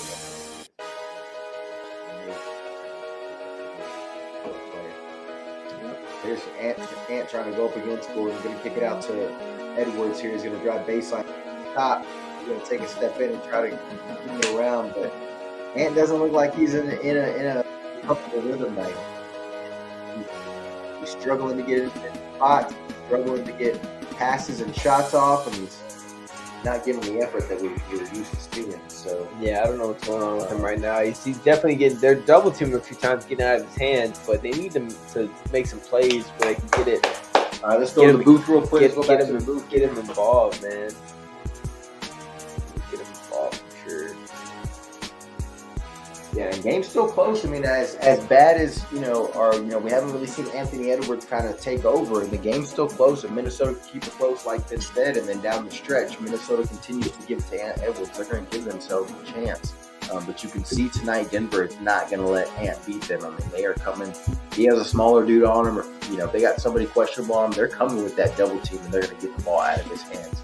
So I know Ben wants to see Ant go for 50 tonight, but he may end up having to go for 25, 30, and maybe 8, 9, 10 assists, and then give himself a chance to win at the end. But right now, Denver seems to be pretty comfortable in what they're doing. It's just once Denver starts knocking down these shots, it could get dangerous here. Yeah, this is the one highlight for Ant, little step back three until the crowd was quiet. But ever since then, he hasn't made much noise. They need to try to get him going, but they've been taking it out of his hands. They know Denver knows that they want to get him going. He's the big guy. Definitely gets Cats baked up now too. Yeah, and you see Ant, taking on the challenge of guarding Murray a lot of the time, and he's having the responsibility of bringing up the ball a little bit. Go back up, bringing up the ball a little bit. Right here, I'm talking about right here. He's bringing up the ball a little bit, so that could be, affecting on offense as far as getting the rhythm a little bit, because he is doing things out of the norm a little bit, guarding the point guard, having to work on defense, then having to bring up the ball at times too. Ben right now on the screen has a kid named Kingston Fleming. He is from San Antonio, Texas. He goes to Brennan. He is going to be the #1 point guard in the nation next year for 2025. He's got D1 offers, multiple D1 offers, whether it's Kansas, Texas, you name it. He's got offers from everywhere. This kid is a 6'3", 6'4" point guard, slasher to the basket, can get anywhere he wants, has a great mid-range jumper, pretty well three-point shooter. He will improve over the years, but he's a 3-level scorer, people. And this guy is just long at the point guard position.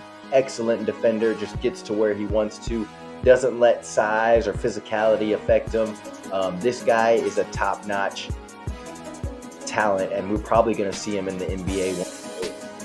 So if you're in the San Antonio area, in the Texas area, try to go see Brennan play. They're probably going to be in state next year. They were 1 game away from state last year. He was a junior. He's going to be a senior. He's going to be a senior, yeah. I assume he's going to stay at Brennan, but Brennan actually has 4 guys now that are going to be there next year that are getting D1 offers. They got a whole crew of guys that are just top-level talents.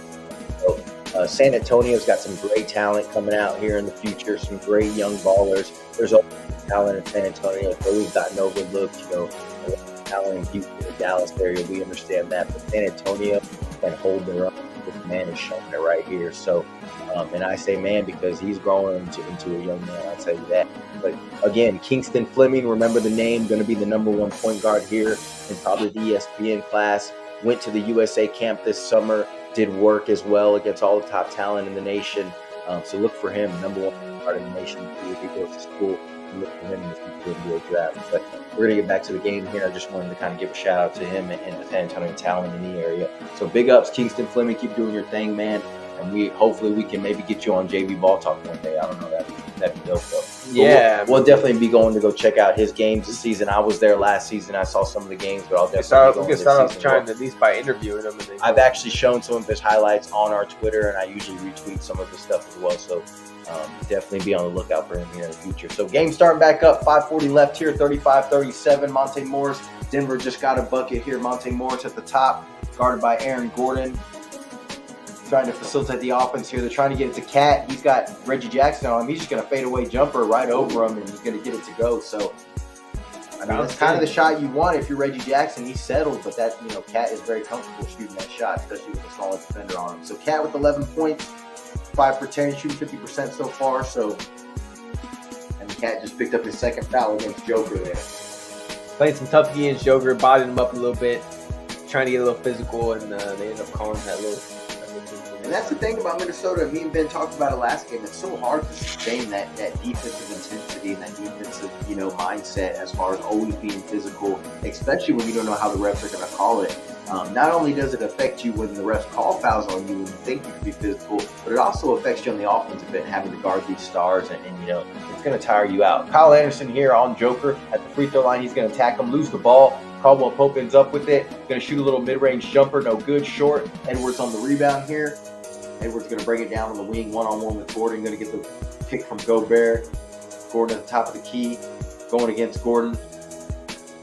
Shifty footwork there by Edwards. Going to kick it out to Gobert. Gobert's going to kick it back out to Anthony Edwards on the relocate. Pump fake, mid-range jumper off the glass. No good for Anthony Edwards. Didn't look right there. Yeah, just didn't get the elevation. He didn't look like he was in rhythm, at least. Oh, man. So Minnesota gets out of place defensively. Christian Braun on the cut. Aaron Gordon finds him, and it's going to be an and one for Christian Braun here. So, Christian Braun giving him some energy off the bench. And Christian Brown, however you want to say his name. And typically at home, you will see these role players, like we said last game, step up and play a little bit better. And he's doing exactly that tonight. 39-37, 4:36 left in this second quarter. pretty close the whole game, though. Brown at the free throw line. Yeah, I mean, that's a good point, Ben. It's like we're talking a lot about Denver and how they're executing. They're not really making shots as much at a high level that we're used to. But like you said, it's such a close game, and we don't feel like Minnesota's really played well yet. Yeah, they haven't played well, but they're still staying there. Oh, Anthony Edwards with the strip, though. But eventually, they keep playing like this. It is going to get out of hand. I'll tell you that. Sure. So here's Joker here in the post with against Jaden McDaniels. Going to pass baseline to Gordon, and Gordon's going to dunk on Gobert's head. And that's the thing. If you look away for one moment, there's a help side guy cutting to the basket, whether it's Gordon or whoever it is, and Joker's going to find them.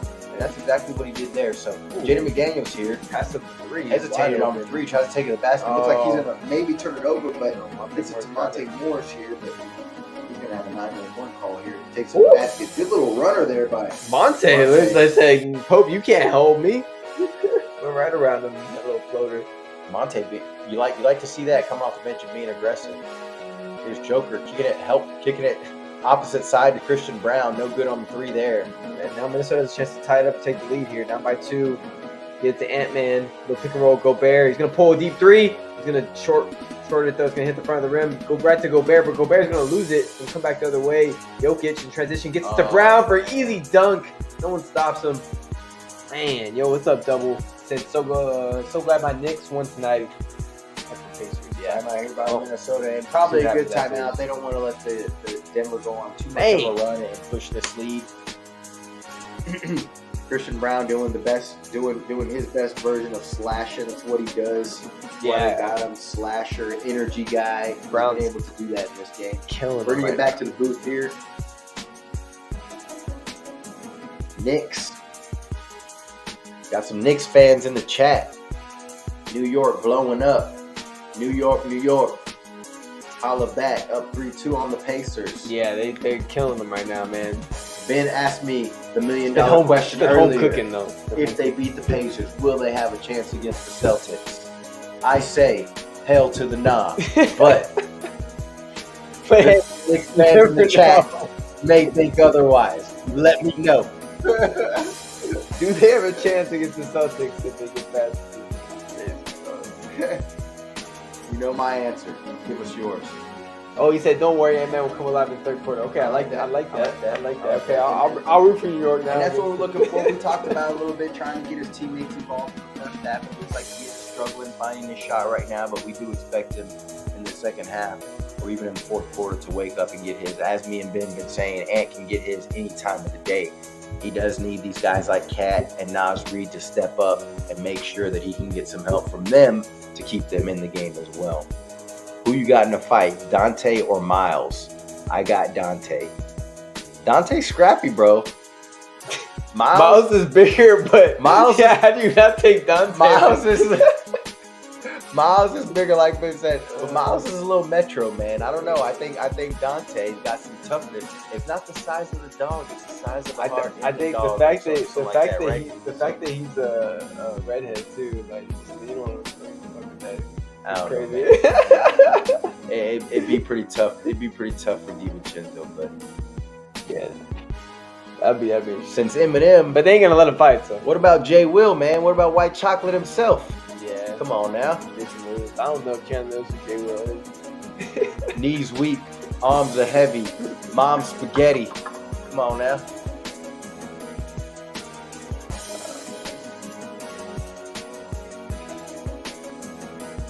Yeah, I'll tell you this though. I don't think either one of those guys are down to fight. A whole lot of talking, not a whole lot of guys that. I mean, Jordan Clarkson. The guys on the Knicks might be willing to throw down there. Those guys are pretty tough. They definitely take on the identity of their coach. Scott Fawcett called a foul and asked who it was on. Typical Scott Fawcett here, bro. Look, and Naismith jumps up, pissed as hell. He's like, how the hell? He saw them collide, and he just knows that one of them fouled somebody. Yeah, he's like, somebody fouled. So who fouled who? And the other guy said, hold on. They just ran into each other. We got this game coming on. They're showing some of Anthony Edwards' highlights here and showing him struggling, missing a couple shots. And, obviously they're talking about the same thing we just discussed. Anthony Edwards struggling over here to be in this game. Denver's been able to get a couple buckets on the fast break. Definitely can't let them get on the break if you're Minnesota. So Edwards shooting 1 for 8 with 5 points here in this first half. Just not what you want to see if you're a Minnesota fan. But you're only down 4. So, you got to be happy about that at some point, right? Nickeil Alexander here, getting it back to Edwards. Top of the key, he's going to drive on the wing and throw up his hands like he got fouled. I think they're going to call it and see if they challenge it here. Yeah, the Denver players asked for a challenge. Gordon doesn't think there was a foul. They're looking at the replay right now. I don't know. He hit ball. He said he hit ball. Challenge. Going to challenge. And yeah, he is correct. Caldwell Pope hit all ball.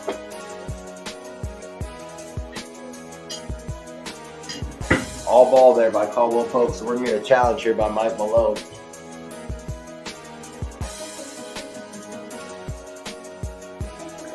Yeah, we'll see what happens on this challenge right here, Mike Malone. I don't know. Looks like it was all ball in the replay, but the guy had definitive evidence, so. Yeah, so like we just said, obviously Edwards having a struggle right now in the first half, 1 for 8 shooting, but you gotta be somewhat encouraged if you are a Minnesota fan, only down 4 right now with him struggling. And I don't think even Naz Reid has really done much offensively. So this low-scoring, grind-it-out type of game is the type of game that Minnesota needs, and that's the type of game that will keep them in it in the end. And then you just hope that Edwards can be the best player on the floor in those last couple of minutes and go ahead and push you to a victory. But it's going to be tough, man. Denver seems to have at least be running a little bit on a smoother schedule as far as Minnesota right now. So we'll see how the second half comes out. So Ben right here in the booth kind of scrolling through Twitter. We're going to see if we see anything here.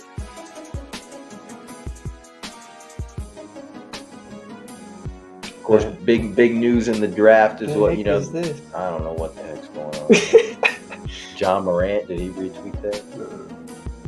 The Spurs got 2 top 10 picks. They got the 4th pick and the 8th pick. It's going to be interesting to see who they pick to play alongside Wemby. Definitely the young point guard. I like guys like Rob Dillingham, point guard to Ben's point. Reed Shepherd, Dalton Connect from Tennessee is another sneaky pick. So we'll see. Mike Malone letting the ref know is all ball.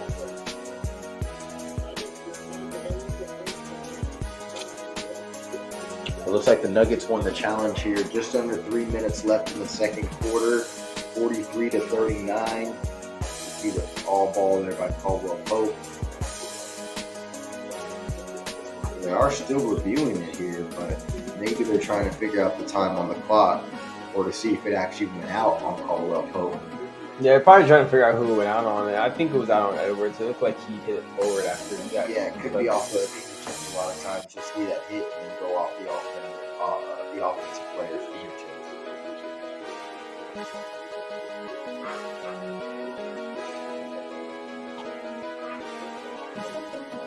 long time for this review.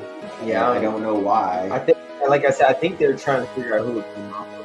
If not, they're just going to do a jump ball. Yeah, they're definitely trying to figure that out. They already know that he hit all balls, but who did it go off of is the question now. But I don't think they need to spend this long on it. Oh, yeah. Actually, it does look like it. From that angle, it looks like Caldwell Pope might have hit it too. Yeah, I would just jump it up.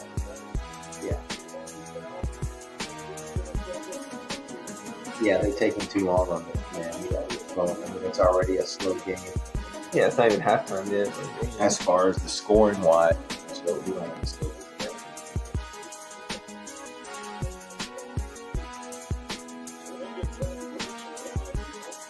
So Ben before the game said Anthony Edwards was going to put up 50. He's got 5 so far. He just needs 45 more in the second half. I mean, it could happen. Ben was just a little off, but it could still happen. It's possible. It's not over yet, man. If he can get at least 10 before the half, get 5 more points, I feel better about it. You get 30. You ain't messing with that guy. Or you get 40 in the second half. Security of the beer right there. Oh, so they're going to jump ball it.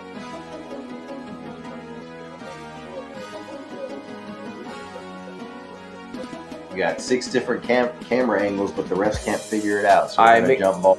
We got 86 votes in this poll. Make sure y'all vote in this poll. All right, you got 52% Nuggets, T-Wolves at 48%. It's been a close game all game. Denver's had the lead most of the game, but it's been close.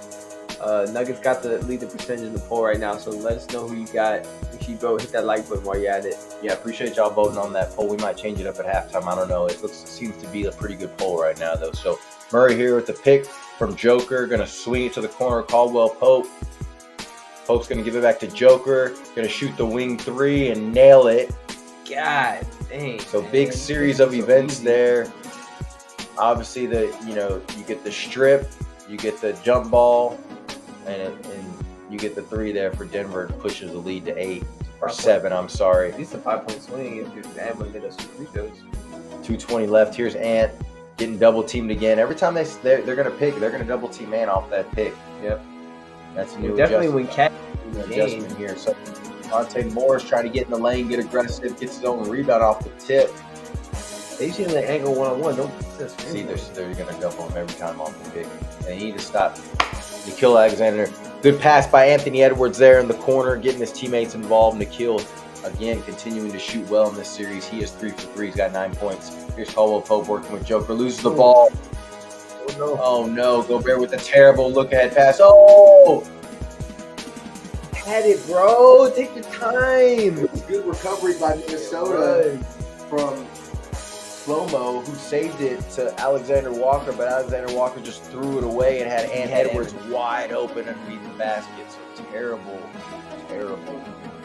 Yeah, that's for the Minnesota Timberwolves. They're down by 4, so minute 44 left in the second. They need to stop here, or Denver can take control right here with Jokic and hand it off to Porter. You're going to get it to Murray. Back to Jokic. Nice feed to Brown in the paint, but has to kick it out back to Jokic. One-on-one with Gobert. Going to try to take him. Bodies him up in the paint. Tough hook around Gobert. Full extension, he makes it. Wow. Brother, I have 47. That was nasty. We've seen it all night. 48, seen it all night. Jokic, the MVP, showing why he's the MVP. He's got 19 points in the first half. So here comes Ant-Man. Going to get doubled again. They're going to swing it. Daniels in the corner.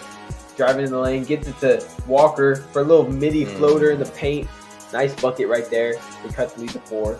Still a minute left. Jokic bringing up the ball. Looking for Murray. Cutting in the lane. Gets it to him. He's going to miss it, though. The Gobert is going to contest. He's going to miss the layup. Murray was still on the floor on the other side of the court, so they're going to go back the other way. And Alexander Walker is going to get stripped by Brown. It's going to go off. Alexander Walker's going back the other way. I was just getting ready to give Alexander Walker some praise. He played very well in this first half. That was just good defense. That was a good defense, good strip. So unlucky there for him. Here's Murray playing with Joker. 2-man game. Joker's going to pump fake, attack Gobert, try to spin, but loses the ball. Joker ended up back with it at the top of the key. Going to play with Murray a little bit. DHO. Murray's going to attack the basket. Little runner. Got it to go. Murray. We understand how hard that DHO is when you involve Murray and Joker at the top of the key there. It's very difficult to guard. We saw them kill the Lakers, absolutely kill the Lakers on that 2 years in a row in the playoffs. I don't even want to talk about that, but I feel like Ant-Man right here should go one-on-one, no pick. They shouldn't even pick. They should let him go one-on-one. They're going to double him on this pick is what they've been doing. And that's a good foul there by Christian Brown. Yeah, but don't let him get ahead of Steve. I don't know why they're doing that. They just need to double him every time. I mean, I guess it's they're swinging the ball, getting some open looks, but still. Yeah. And I'm sure they were doing this in the last game, some of it. I didn't notice it as much, but this time they have put an emphasis on every time they set a pick for Anthony Edwards, they are doubling. Every time they set a pick, and here it comes again, they're doubling Anthony Edwards off the pick. Oh, that was a nice little double pick, though. He swung the other way. Oh, he got to the rim and he missed the layup. That was a tough layup. And on that possession, I know Anthony Edwards didn't finish, but that's kind of what they need to do. If Joker or whoever's coming off the pick double, they're going to have to reverse that pick, allow Edwards to go away from it and try to get into some open space and work. That's kind of what he did on the last play. He just didn't finish. So yeah, Anthony Edwards continues to struggle. 50-44. Nuggets take a 6-point lead into the half. 11 turnovers, 12 turnovers for the Minnesota Timberwolves is way too much. Anthony Edwards only having 5 points, shooting 1 for 9. You got to feel a little encouraged if you're a Minnesota Timberwolves. You can't play much worse if you're Edwards and if you're turning over the ball like that. If they play worse than that, they have no chance to win this game. So you got to think, okay, Anthony Edwards is going to come out and play. Let's stay aggressive on defense. We're going to give ourselves a chance to be in it at the end of the game. We'll see what Denver continues to do, because if Anthony Edwards is going to be a completely non-factor in this game, as close as Minnesota is going to keep it, they're just not going to have enough in the end to take over the lead and get this done. Nope. No, you're 100% right. 100% right. You want to take a break real quick? Yeah, I think we're going to take a real quick break, guys. We appreciate y'all being in here right now. Like I said, you guys can be anywhere in the world and you're here joining us. Just one guy from guy from Brazil. We get guys from all over. Oh, he actually subbed to us though. Shout out Felipe. Shout out Felipe. Thanks for the sub, man. Appreciate that. Put him up on the big screen, man. We appreciate you, Felipe. But yeah, guys, thanks for tuning in. We're gonna take a real quick break here at halftime, just to refuel real quick. But we're gonna be back here in this halftime to talk a little bit more about this game. Shout out to you Knicks fans in the chat. We appreciate y'all joining us for this second game as well. Yeah. Anybody on the East Coast, we know it's getting late over there, but stick with us, man. We're gonna try to tough it out here tonight.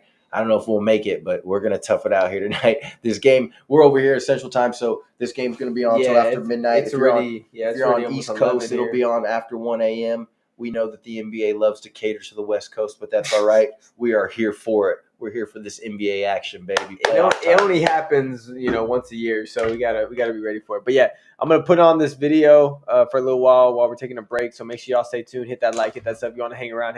We'll be back here for the second half here in a little bit. So stay tuned. My boss knows I'm gonna be late tomorrow. JB Ball Talk.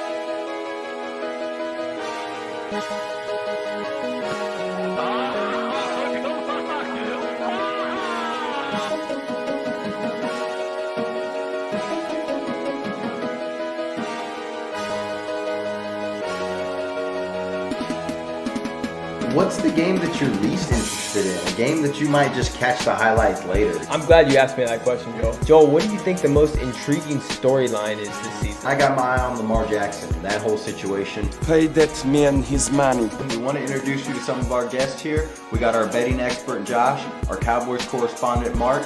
We got our running back analyst and sleeping expert, Ty, as well. The new game is not prime time, and it's in Minnesota. So let's give Kirk Cousins the benefit of the doubt. He'll probably have a decent game because nobody will be paying attention. I over here sleeping. Ty, you sleep on stream or? Thank you. Did y'all see him on stream sleeping? It's like a fat rib. Bruh. Looked like a phenomenal nap Sunday, I'll tell you that right now. Oh, he's got a penalty. One too many hip thrusts. Lamar Jackson doing work. What a catch. Oh. Nice throw by Lamar. Hey, let's go. Perfect ball placement. Expecting them to put some points, but I'm not really seeing it here, Lloyd. I'm not seeing it here, Lloyd. Put in Pollard, man. Get rid of Zeke. As long as they don't mean Saquon ain't popping 60. As soon as the safety gets down in that box, He already knew he had him. What do you feel right now, Mark? I eat Kellen Moore, dude. Everyone love everybody. ELE. What player would you guys build around right now? Jason Tatum, Devin Booker, Zion Williams, John Morant, or Luka, or other? These are all players that are 26 and under. Tough question, man. It is a tough question, so take some time to think about it. I already know. It's got to go with Luka, man. Yeah, I think Luka right now is the most explosive and consistent on offense. I'm going with something that you didn't even say. LaMelo Ball. You would take him over Morant? Give me Morant or Williams. Tatum all day. Everybody knows I'm a Kobe fan. Out of the Knicks, Zion. I'm going to go John Morant. The NBA is definitely in good hands, that's for sure. Okay, let's see here. We got some live action here. JP Ball talk. There we Show go. here in the booth. Strus in the corner. Oh! Gets a look and he makes it. A lot of time left, a lot of time. Dame time, Dame time. They were picking on Strus on defense. Let's see if they do it again. Oh, he kicks in the corner. Josh Hart. Oh! Okay, this is spicy, man. He's shooting. Give him a shoot. All shoot. He's gonna miss Oh. on purpose. Oh, Good they miss. got it. What? What are you doing, yo? And Orton, oh my goodness, just caught a body Jones there. Goodness gracious. Step back. Oh man! It once he left his hands, he knew that was in. He knew it. Dang, I should have showed it, man. Oh, he's got him in the background. Who are those? I got the crew. We got the crew in the background, you guys. Shout out to Ty. Thanks for being here. Shout out to everybody in the chat. We out for the night. We'll catch you on the next one. Ball up. Ball up. Ball up. Ball up. JP Ball talk. JP Ball talk.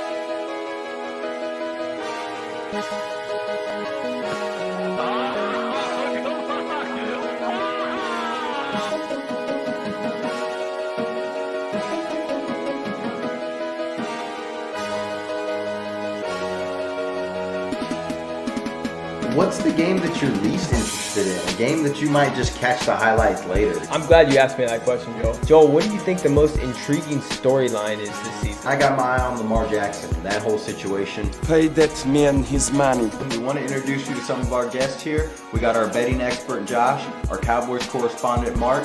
We got our running back analyst and sleeping expert Ty as well. The new game is not prime time, and it's in Minnesota. So let's give Kirk Cousins the benefit of the doubt. He'll probably have a decent game because nobody will be paying attention. Ty over here sleeping. Ty, you sleep on stream or? Thank you. Did y'all see him on stream sleeping? It's like a fat rib. Bruh. Looked like a phenomenal nap Sunday, I'll tell you that right now. Oh, he got a penalty. One too many hip thrusts. Lamar Jackson doing work. What a catch. Nice throw by Lamar. They hit him. Let's go. Perfect ball placement. Expecting them to put some points, but I'm not really seeing it here, Lloyd. I'm not seeing it here, Lloyd. Put in Pollard, man. Get rid of Zeke.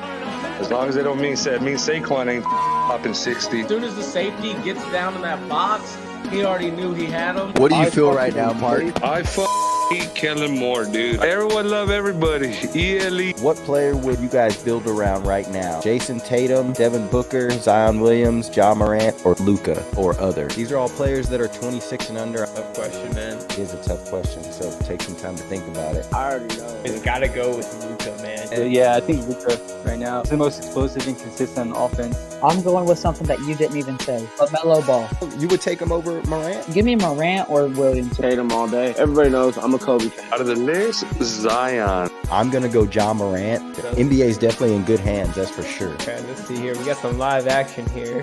JP Ball talk. There we Show go. here in the booth. Strus in the corner. Oh!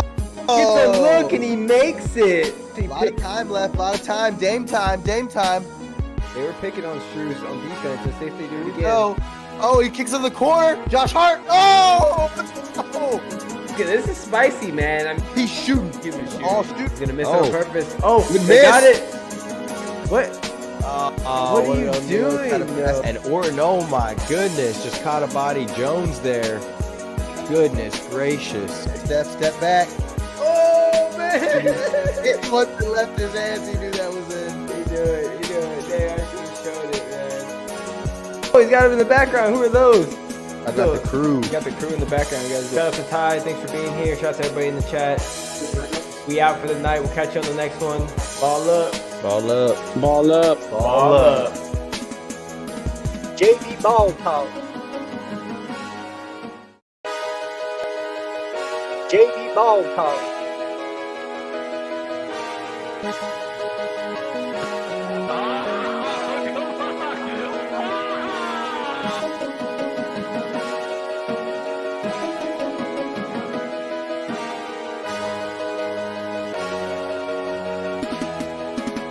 What's the game that you're least interested in? A game that you might just catch the highlights later? I'm glad you asked me that question, Joel. Joel, what do you think the most intriguing storyline is this season? I got my eye on Lamar Jackson, that whole situation. Pay that man his money. We want to introduce you to some of our guests here. We got our betting expert Josh, our Cowboys correspondent Mark. We got our running back analyst and sleeping expert Ty as well.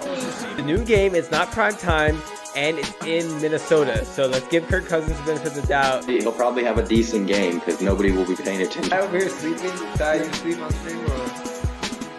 Thank you. Did y'all see him on stream sleeping or? It's like a fat rib. Bruh. Looked like a phenomenal nap Sunday, I'll tell you that right now. Oh, he's got a penalty. One too many hip thrusts. Lamar Jackson doing work. What a catch. Nice throw by Lamar. They hit him. Let's go. Perfect ball placement. Expecting them to put some points, but I'm not really seeing it here, Lloyd. I'm not seeing it here, Lloyd. Put in Pollard, man. Get rid of Zeke.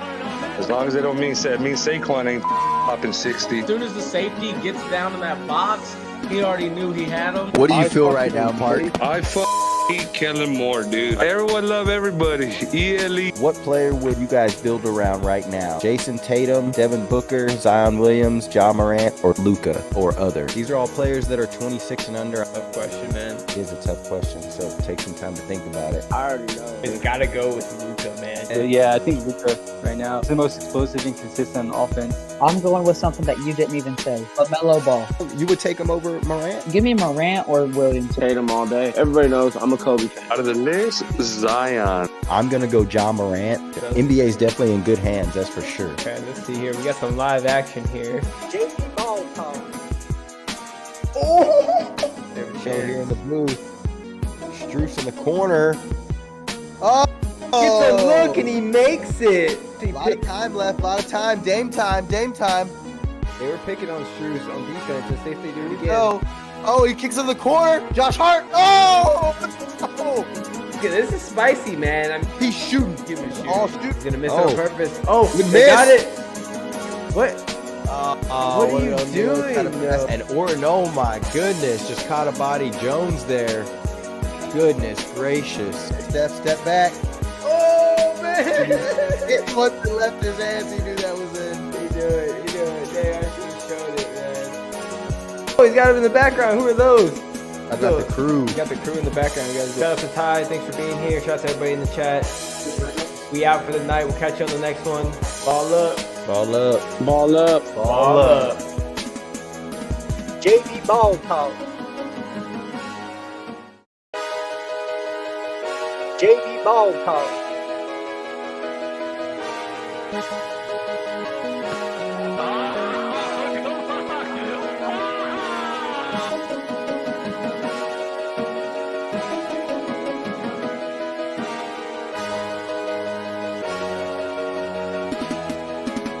What's the game that you're least interested in? A game that you might just catch the highlights later? I'm glad you asked me that question, Joel. Joel, what do you think the most intriguing storyline is this season? I got my eye on Lamar Jackson, that whole situation. Pay that man his money. We want to introduce you to some of our guests here. We got our betting expert Josh, our Cowboys correspondent Mark. We got our running back analyst and sleeping expert Ty as well. The new game is not prime time, and it's in Minnesota. So let's give Kirk Cousins the benefit of the doubt. He'll probably have a decent game because nobody will be paying attention. I over here sleeping. Ty, you sleep on stream or?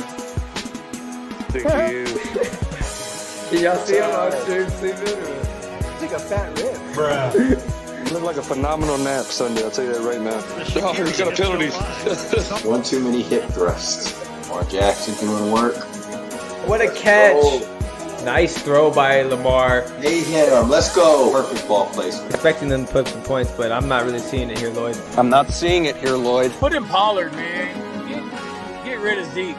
As long as they don't mean Saquon ain't popping 60. As soon as the safety gets down in that box, he already knew he had him. What do you feel right now, Mark? I hate Kellen Moore, dude. Everyone love everybody. ELE. What player would you guys build around right now? Jason Tatum, Devin Booker, Zion Williams, Ja Morant, or Luka, or other? These are all players that are 26 and under. Tough question, man. It is a tough question, so take some time to think about it. I already know. It's got to go with Luka, man.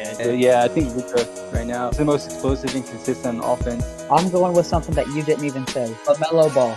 You would take him over Morant? Give me Morant or Williams. Tatum all day. Everybody knows I'm a Kobe fan. Out of the list, Zion. I'm going to go Ja Morant. NBA is definitely in good hands, that's for sure. Okay, let's see here. We got some live action here. JB Ball talk.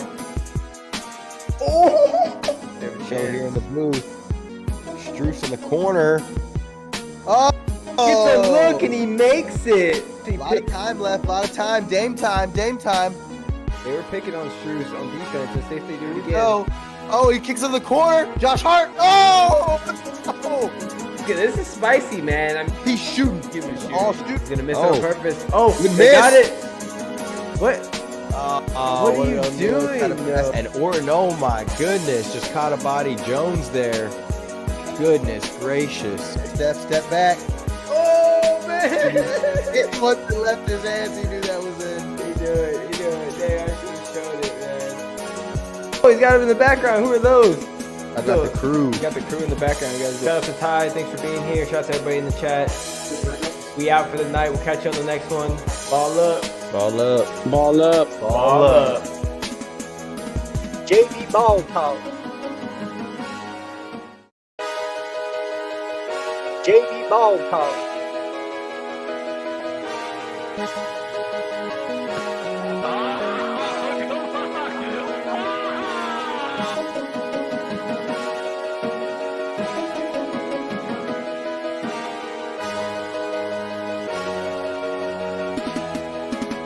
What's the game that you're least interested in? A game that you might just catch the highlights later? I'm glad you asked me that question, Joel. Joel, what do you think the most intriguing storyline is this season? I got my eye on Lamar Jackson, that whole situation. Pay that man his money. We want to introduce you to some of our guests here. We got our betting expert Josh, our Cowboys correspondent Mark. We got our running back analyst and sleeping expert Ty as well.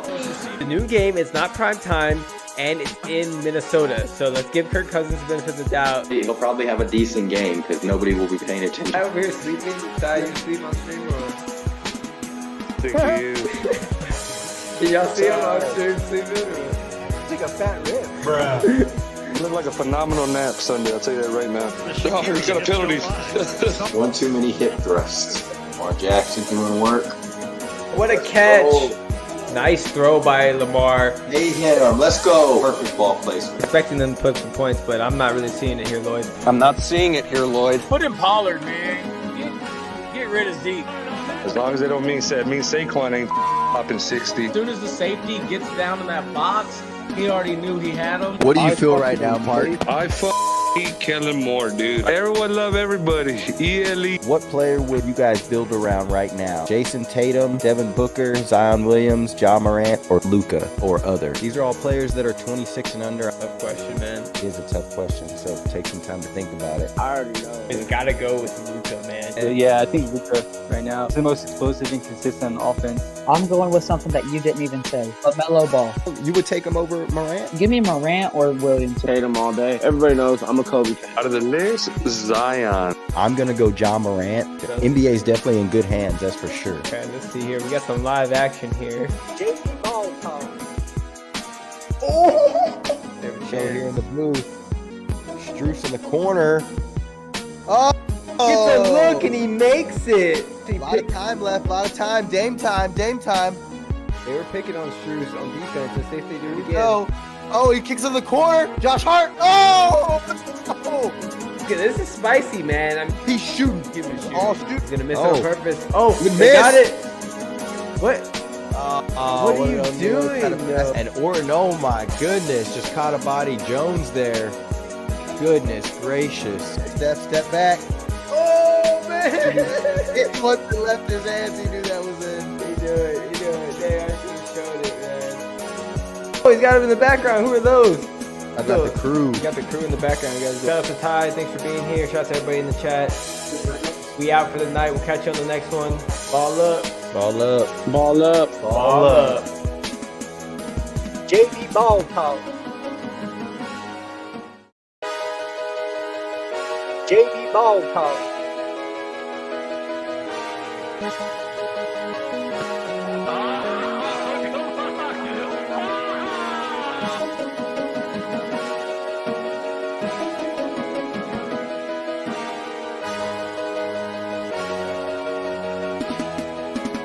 What's the game that you're least interested in? A game that you might just catch the highlights later? I'm glad you asked me that question, Joel. Joel, what do you think the most intriguing storyline is this season? I got my eye on Lamar Jackson, that whole situation. Pay that man his money. We want to introduce you to some of our guests here. We got our betting expert, Josh, our Cowboys correspondent, Mark. We got our running back analyst and sleeping expert, Ty, as well. The new game is not prime time, and it's in Minnesota. So let's give Kirk Cousins the benefit of the doubt. He'll probably have a decent game because nobody will be paying attention. Ty over here sleeping. Ty, you sleep on stream or? Thank you. Did y'all see him on stream sleeping? It's like a fat rib. You look like a phenomenal nap Sunday, I'll tell you that right now. Oh, he's got a penalty. One too many hip thrusts. Lamar Jackson doing work. What a catch. Nice throw by Lamar. They hit him. Let's go. Perfect ball placement. Expecting them to put some points, but I'm not really seeing it here, Lloyd. I'm not seeing it here, Lloyd. Put in Pollard, man. Get rid of Zeke. As long as they don't mean Saquon ain't popping 60. As soon as the safety gets down in that box, he already knew he had him. What do you feel right now, Mark? I hate Kellen Moore, dude. Everyone love everybody. ELE. What player would you guys build around right now? Jason Tatum, Devin Booker, Zion Williams, Ja Morant, or Luka, or other? These are all players that are 26 and under. Tough question, man. It is a tough question, so take some time to think about it. I already know. It's got to go with Luka, man. Yeah, I think Luka right now is the most explosive and consistent offense. I'm going with something that you didn't even say. But Melo Ball. You would take him over Morant? Give me Morant or Williams. Tatum all day. Everybody knows I'm a Kobe fan. Out of the Knicks, Zion. I'm going to go Ja Morant. NBA is definitely in good hands, that's for sure. Okay, let's see here. We got some live action here. JB Ball Talk. Show here in the booth. Struce in the corner. Oh! Gets a look and he makes it. A lot of time left, a lot of time. Dame time, Dame time. They were picking on Struce on defense. Let's see if they do it again. Oh, he kicks in the corner. Josh Hart. Oh!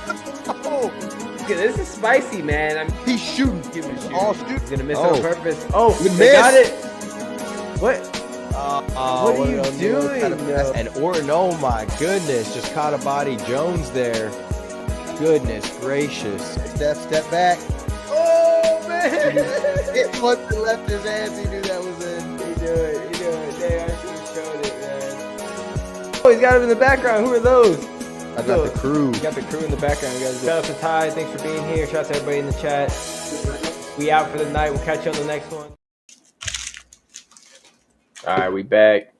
Sorry about the delay, but we back. Beginning of the third quarter, still about 10 minutes left, 9:46 to be exact. Minnesota did make a little run to come back. They were down by 4 at the half, and they came back, and it's 55-53 now. So Minnesota's up by 2. Ant-Man got a little layup, and I think Cat had a 3. So Cat's still in the game, even though that the little knee earlier. That's a good sign. Let us know who you got in the poll. Looks like the Nuggets are still winning 55% to 45% T-Whoop. So 110 votes. Appreciate all the votes. Appreciate all the love. Make sure y'all sub if y'all like the stream, like the setup. We have some other things planned in the future. Hopefully we can get going.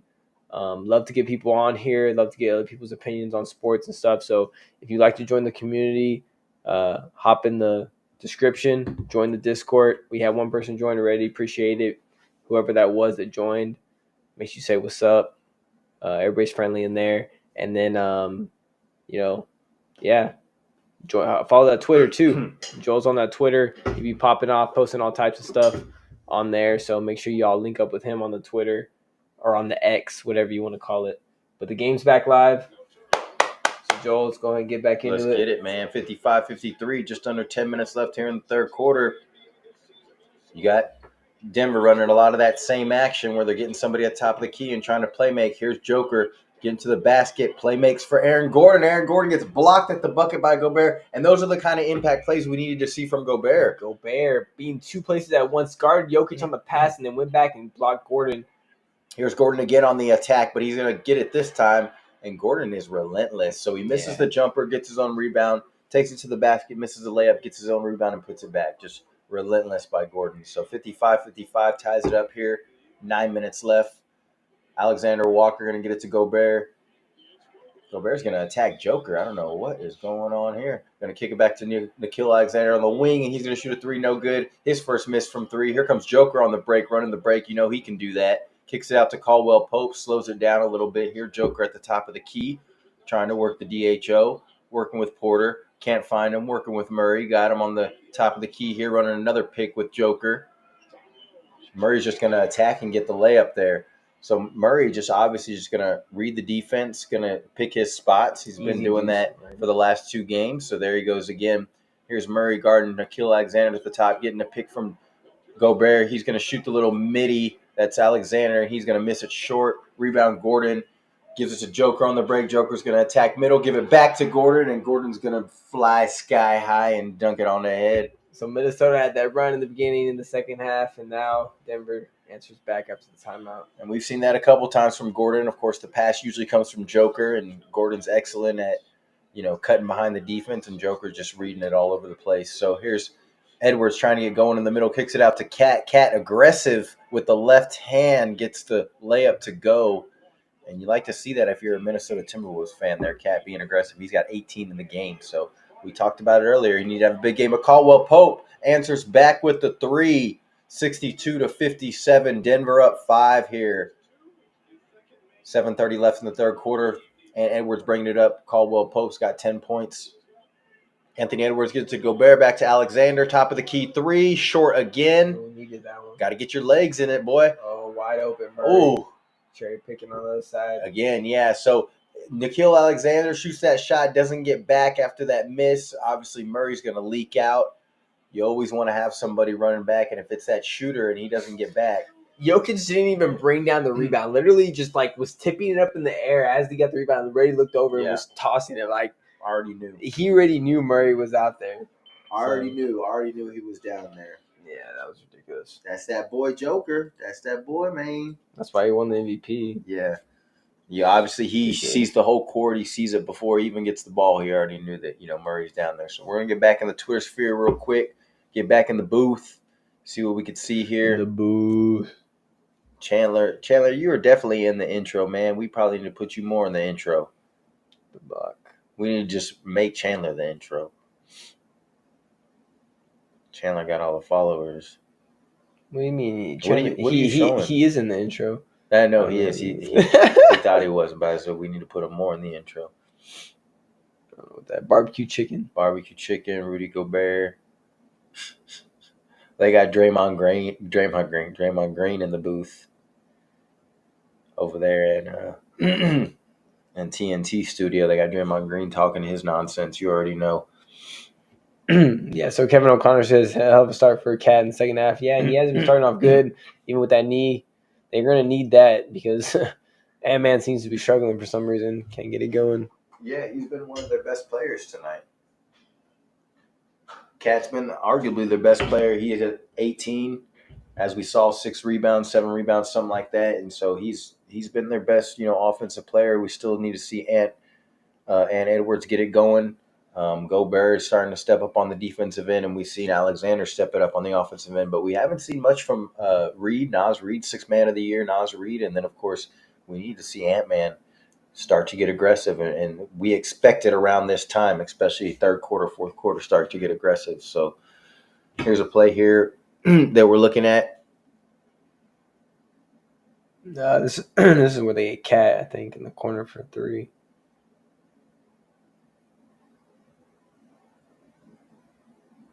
Yeah, so good swing there. And that's that's Anthony Edwards creating. They understand now that every time Anthony Edwards gets a pick, they're going to double team him.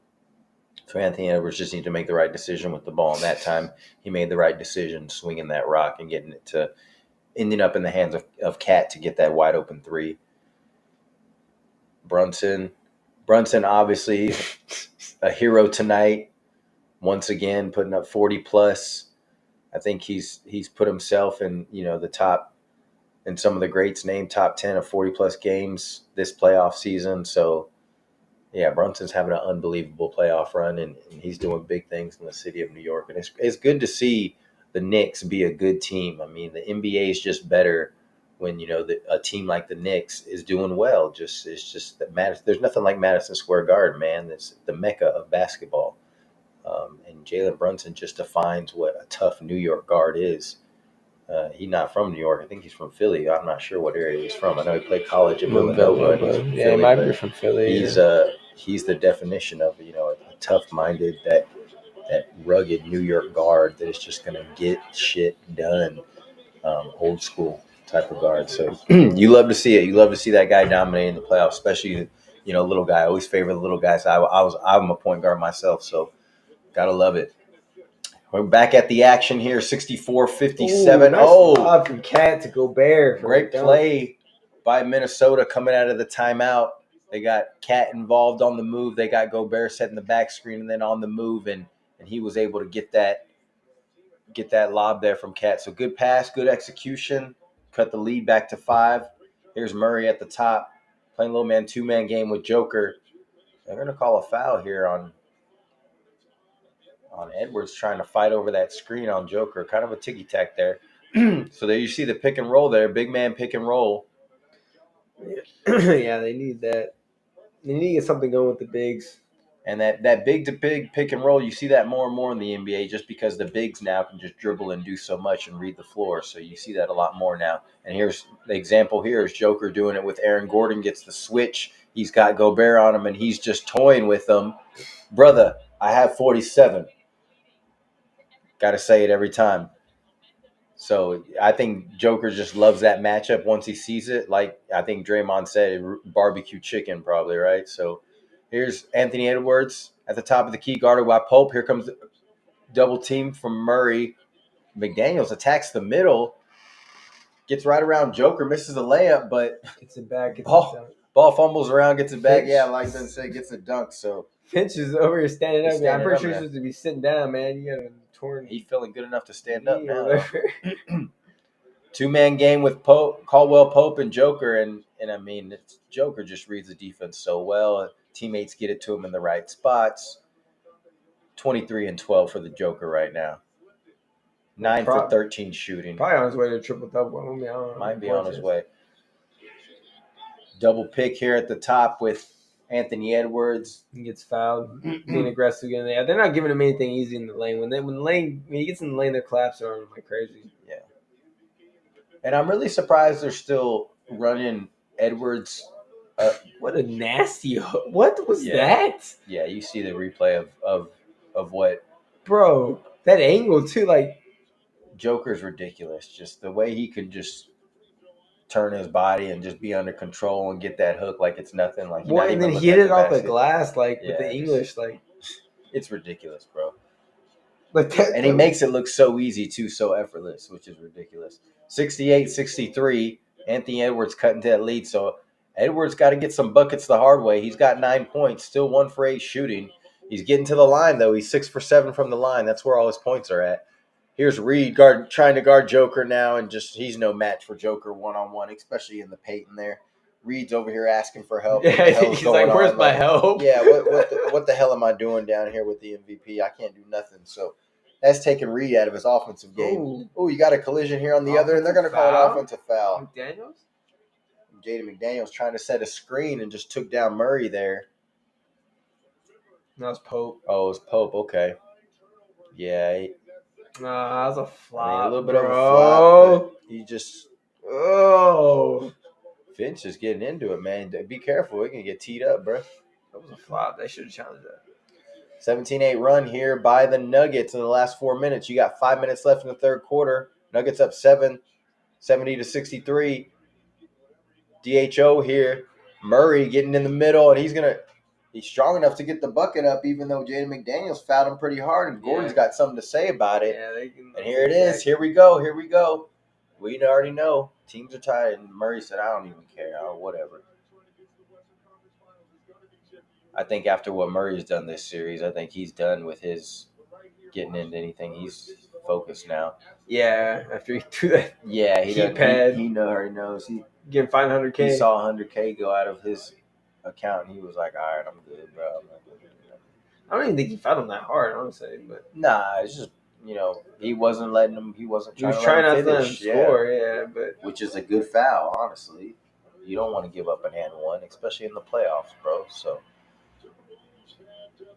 good foul there by Jaden McDaniels, but Murray's going to put Murray at the line. Obviously, he's a great free throw shooter. And Murray's only got 9 points tonight, so a slow night for Murray as well. And slow night for Murray, slow night for Edwards. It's kind of why you see this low-scoring type of, grinded-out type of game. But it may turn into which one of those guys gets hot for their team, which is going to, kind of cause the outcome of this game. But obviously, Murray has much more help right now with, Joker and his team. What is the ref calling here? Call foul on Murray, I think. I don't know. Now Murray's going to – okay. So now it's getting a little physical here. Let's see what Murray gives Jaden McDaniels a little shiver. Yeah. And they're he gave him a little chicken wing. I think – and that's a whole lot of nothing, really. I think the refs just want to try to get a little control of this game right now. So here's Edwards getting double team again off the pick. Gives it to Naz Reid. He's going to attack Joker straight on, get to the lane, and miss the layup. Looks at the ref, but you should have finished that, bro. And so Joker here kicks it to Gordon, out to Murray. Murray's going to pop back out, get the screen from Joker. He gets double team off the screen, but oh my goodness. Oh. Good pass from Murray to Joker, and Joker, of course, got eyes behind his head. Just he just knows that Gordon's always cutting. Well, he looked real quick before. I saw him look, and then he looked away, and then he bounced past it behind his back. But that was dirty as hell. And then Naz Reid was like, "Nah, Gordon, you ain't gonna get no easy dunks anymore." And he fouled him hard. Made sure he didn't score it. So we got Gordon here at the line. First free throw. See if he gets it. He does. That looks like a conversation that they had at halftime. Like, we're not giving up no and one layups, and they're fouling them at the basket. So Naz Reid checking out of the game. He just came in. He's checking out. I don't know if he's in foul trouble, but he's struggling tonight, and that's just bad news for Minnesota. They need some more offense in this game. It's got to come from somewhere. Chandler, you about to take off? Hopefully I get more while I'm asleep. So how we doing? We doing good, man. We chilling. Bro, you're going to be at 1K in no time, and it's – he's talking about his Twitter followers. Yeah, talking about he's going to be heat popping off. Yeah. You're at 928. Oh, yeah. You're already almost there, bro. You're good. And Edwards, footwork in the lane, jumper from the free throw line, no good. He's having to work for everything right now, and he's struggling. 63-74, 4:13 left in this third quarter. Yeah, it's been a struggle for Anthony Edwards. Yeah, that man hasn't been able to get anything going at all.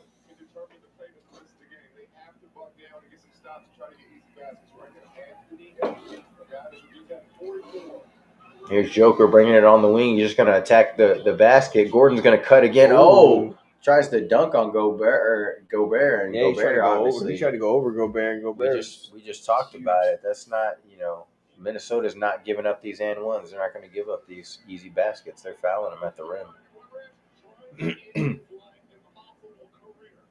Oh, my goodness.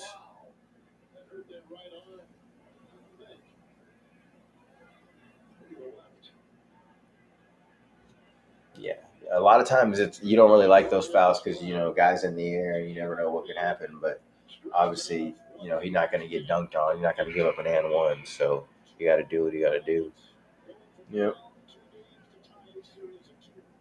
75-63, Aaron Gordon hits the first one. You got 4:08 left here in the third.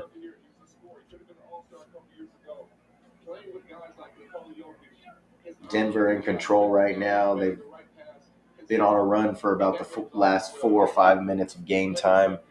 Minnesota's struggled here to score. Yeah, they've been killing it. It's the second.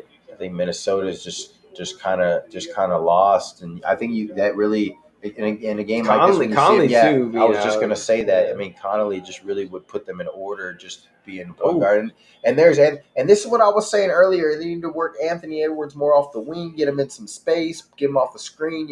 when he's dribbling the ball, they keep double team him. Like, get him on some slashing stuff, Let him get some easy buckets like that. He gets one. So Aaron Gordon in the corner here, short rebound here by the Timberwolves. See, and Anthony Edwards keeps getting the ball and bringing it up as he is now, but they're just going to double team him. Well, they're not double teaming. Yeah, okay, there goes. They're just going to double team him, and then he has to give it up and get it back. He needs to try to swing it back though. Take one-on-one. Go quick, got to go quick. Yeah, and he does. Oh, and one. So. Okay, make it a game. I mean, it was a questionable call. He definitely drew the contact on Caldwell Pope, and Caldwell Pope didn't like it. Let's see if they challenge it. There's been a lot of questionable calls that Denver's been going their way. So one call, you're right. Timberwolves' way is not going to hurt him. But yeah, it was a little. You see that a lot? It was a little lean, but Caldwell Pope's in his space. So Anthony Edwards picking up a quick 5 points if he can knock down this free throw here. See if that gets him going. I think it will. And he does, so tough 14 points, man. But he's trying to get it done. 76-78, cuts it to an 8-point lead. We got 3:20 left in this third quarter. Porter coming off the ball handoff from Joker, gives it to Gordon, jumper, misses it. Here's Minnesota. Anthony Edwards looks like he's got some pep in his step. Oh, crosses over Gordon, shoots a three, gets short though, man. That would have definitely caused a timeout by Mike Malone, I'll tell you that. Here's Gordon here, bringing it up, gets the pick from Joker, going to give it to Joker in the lane on Gordon, and he's just going to – Joker just turns an easy, just layup. Gobert is just lost. Brother. Can't stop him, man. Brother, God dang, Joker, man. Brother, All right, let's go, Edwards. You got this. All right. Edwards here getting doubled once again. Uh-oh. Monte Morris going to attack the paint. I like it. Monte Morris, though, want that revenge on Denver. Yeah, he's giving them some energy off the bench. They need him, though, because no Conley tonight, so they need that for sure. Appreciate everybody tuning in. Make sure you hit that like, hit that sub. Denver's up by 8. 2 minutes, 30 seconds left in this third. Getting into a commercial break. Chandler, did you like my rant about charges, man? Yeah, I know. He wants to hear that. I'm telling you, they were all questionable. To Ben's point, Ben said, well, yeah, and now they're giving them some calls back. So yeah, that's how it works. Yeah, that's kind of how the game works. Right? They probably refs one and a half times. Said, all right, we got to give the other guys some calls too. All right, we're in the booth here. Oh, here's this pass by Jokic to Murray. Like he literally, like I was saying, if you watch the replay when he gets the rebound, he doesn't even get the rebound. He literally has it in his fingertips and he's already passing it. Like tipped it to himself. Look, 1, 2, 3. Oh, it's already gone. Yeah, I mean, that's just what are you gonna do? Yeah, we've seen him do that many times. Just high basketball IQ player, just understands where everybody on the floor is. I think. And then there's this one that Aaron Gordon dunked assist. Yeah, and LeBron and JJ Redick talk about it on their podcast. They call it floor mapping, and it's where just he knows where everybody is on the floor at all times, pretty much, and that's why he's able to make those passes like that to Gordon. I mean, he didn't have to look, but like Ben said, he saw him once he got the ball. Boom, ball's already there. Yeah. So. He's had a lot of no looks where he hasn't had to look, but that one you could see he turned his head real quick to make sure that Gordon was down there. But he just knows. I mean, they just know within the office within the offense where they're going to be. This was that nasty hook that he made over Gobert off the glass. Like it was just, he made it look effortless, but it's nasty angle. All right, game's back on. Game's back on. Handoff here to Joker. He spins on Kyle Anderson, goes straight to the basket, gets an and one on Kyle Anderson and Gobert. So they got no answer for the MVP right now. He's obviously since game 3 just taking his game to a whole nother level, and he's really taking this series personally now. If Denver loses this game somehow, it'd be the biggest collapse. I feel like, they're only up by 10, still going to the fourth quarter, but I mean they got the momentum at home, won the last 2 on the road, defending champs. Yeah. It's going to be tough. You've almost felt like Denver has been up by a lot more the whole game, and they're starting to kind of separate themselves a little bit. Minnesota's going on some little mini runs here. We'll see what happens. Did have something going, but see if he can keep it going. You can't. This is danger time for Minnesota, like Ben said, but you does feel like they could be up more. But 81-70, only up 11 here, still in striking distance for Minnesota. Cat got it up top against Caldwell Pope. He's going to take it on the smaller defender, but still fade away I don't like Cat settling too much there. It's a makeable shot, but scramble for the rebound. Okay, Gobert ends Gobert. up with it and lays it up. We got 4 Nuggets just kind of standing there watching, and Mike Malone's not going to like that. So here's Reggie Jackson bringing it up, kicks into the corners to Brown.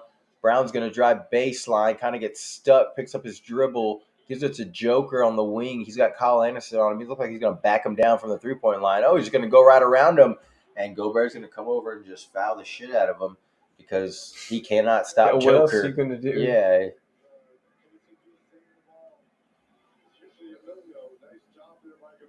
So Gobert, I mean, definitely hustling on the play, but Nuggets standing around, and yeah, Gobert comes over and just gives him a nice little forearm to the face, maybe even an elbow. I don't know, but that's all right, man. Playoff tough, playoff foul. We out here. Let's go. Playoff time. Joker at the line knocks down the first. 82-72, 136 left in the third. About to come down to this fourth quarter. I mean, Denver has control right now. We'll see if they can keep it that way. Minnesota trying to hang around. It's been a good game so far. Ant-Man hasn't really got going. Jokic's been killing it. Murray's hasn't really got going either. So, like Joel said, we'll see which one of those pops off in the fourth quarter because they're going to need it. Ant-Man on the bench right now, getting a quick breather before the fourth. Still minute 36 left in the third. Yeah, let's see who's going to step up here for the Timberwolves. I mean, somebody definitely going to have to come up big here at the end of this third. Where they go through Cat here. Looks like they got Monte Morris and Alexander on the floor together. So you're probably going to go something through Cat here at the top of the key. Maybe, they're going to go pick and roll here. Try to get Cat with the mismatch, but they're going to come double Cat. Smart by Denver. Get it out of his hands. Make somebody else shoot it on this. Because there's nobody else here that's really an offensive threat. You got a bunch of defensive guys out there. Yeah, well, Monte Morris is capable. He could score, but he's not one-on-one like that. Yeah, he's not really meant to. Looks like off of good play there. Like I said, they do have defense in there, and that's what they just made, a good defensive play off the foot of Joker, and it's going to go back to Minnesota. Maybe need slow-mo to create something, but I mean, slow-mo has high IQ, so he can create if he gets the ball at the top of the key, but really you got to go through Cat. Yeah. You got to just let Cat do something here, and he gets the switch, but they're going to come double. He tries to go quick. Oh, he gets stripped. Could have been a foul there. I don't know. A lot of contact. Coach, why don't you have Nas Reed in there right now? You need some sort of other offense, man. It's a danger time for Minnesota right now, and they don't have many people to go to on offense. So Joker here holding on top of the key against Gobert. He's just going to attack him to the left side and get another foul on him and one. Brother, how many times I got to tell you? Brother, I got 47. Gobert cannot guard that guy. Man, it's just Jokic just killing at him. this point. It's what? Yeah, and that's what I said earlier. It's personal to him for him now. 85-72, and again, this is the lead was just 9, 10, 11. Now they're pushing it to 15.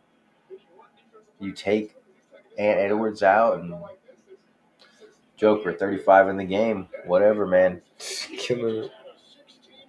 Here's Cat at the top of the key, getting doubled again. Goes to Gobert in the middle. Gobert is going to use his big step and get to the basket. So at least he's getting a bucket.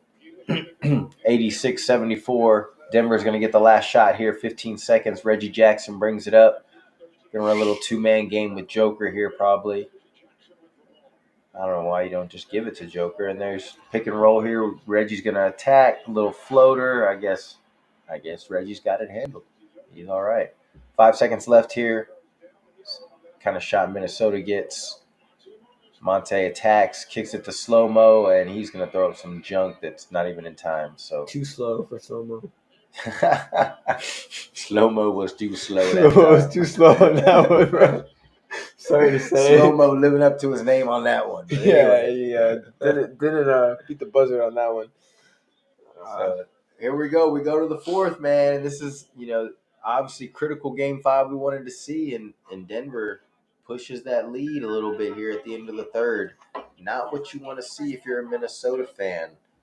I'll see if Anthony Edwards can take over in the fourth quarter because I think that's the only chance Minnesota has at this point.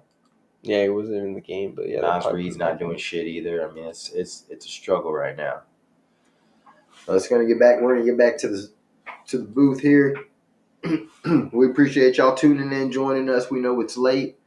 It's almost midnight over here, but we ain't tired. We staying up for we enjoying NBA playoffs, man. You know what I'm saying? So yeah, appreciate y'all in the chat. Scroll through real quick. Appreciate y'all in the chat. Feel free to kind of tune in. Feel free to say whatever you want to say, man. Feel free to debate or just say your opinion. Let's see. All right, so we're gonna go through the Twitterverse here. You got Joker. Just see what we can find here. Joker doing his thing.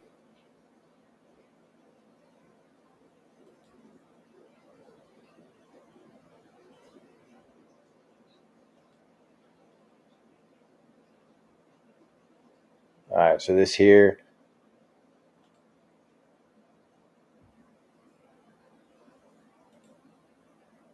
See that Denver Nuggets, horns high low. You see the set that they're running.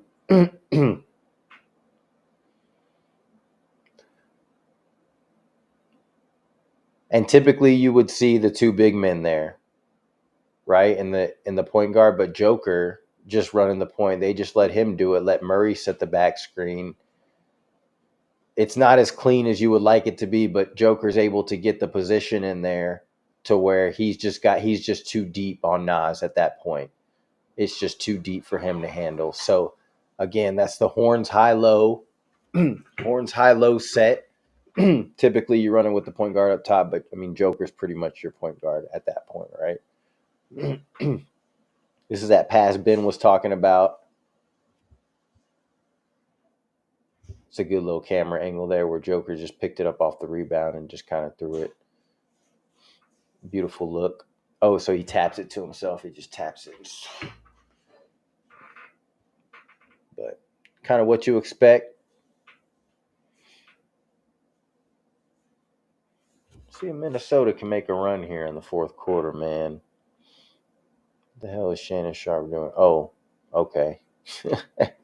He's having a feast like Joker is every time he's guarded by Rudy. I get it. All right, I got Ben's back on the ones and twos.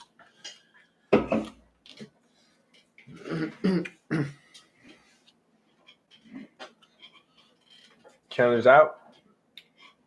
Hey, good night, Chandler. Hey, good night, Chandler. Appreciate you joining us, man. Much love. Yeah. We always appreciate you, man. Appreciate you tuning in chat. Hopefully we can get you up and running next time, man. At least get you on the voice, whatever. If you can get on, man, just let us know. Even if it's on your phone or something, I mean, you can probably tap in. Even if you just want to get on for a little bit, man. So just let us know, bro. But we always appreciate you joining. Keep hooping, man. Keep working hard. See you out there working. Yeah, keep doing your thing. So we got fourth quarter starting here. Interviewing Mike Malone. Denver up 90-76. Getting to 11 minutes left in this fourth quarter. Murray's going to work with Aaron Gordon here at the top of the key. He's going to call him off. Murray's going to go one-on-one against Edwards. You got 2 on the shot clock. Gets in the lane. Throws up a lefty. No good. Go. Here comes Minnesota on the run. And Edwards coming on the wing. Got 2 on him. Swings it around. Nickeil Alexander for 3. No good. He's been off this half. We saw him hitting in the first half. Not this half, though. Minnesota got the ball back. Gordon getting double teamed here. Gives it up. Brown's got it top of the key. He's going to attack Jaden McDaniels. Spins in the lane. Couple pump fakes. Brown misses the layup. Scramble for the rebound. Nickeil Alexander ends up with it. Gives it to Jaden McDaniels. He's coming down the wing. Gets in the middle. Passes it to Ant Edwards. Wide open 3. They need it. No good. Oh, and we needed that one. Jaden McDaniels rebound, though, to Nas Reed, and he's off. We haven't seen – Nas Reed on the attack. Back out to Ant. Corner. Pump fakes. Doesn't take the shot. Swings to Reed. Reed's going to give it to Gobert in the middle. He's got the mismatch, but Holiday. Man, you got to keep it up in the air. Holiday with the good hands like Ben said, Gobert brings it down there. The smaller guy, typically when that happens, the smaller guy's going to slap down at it. So he got him all ball. yeah, Well, I guess he got a foul, but hit the face. they did. It looks like they did call a foul. 76-90, 10-13 left here in the fourth. Gobert here at the line.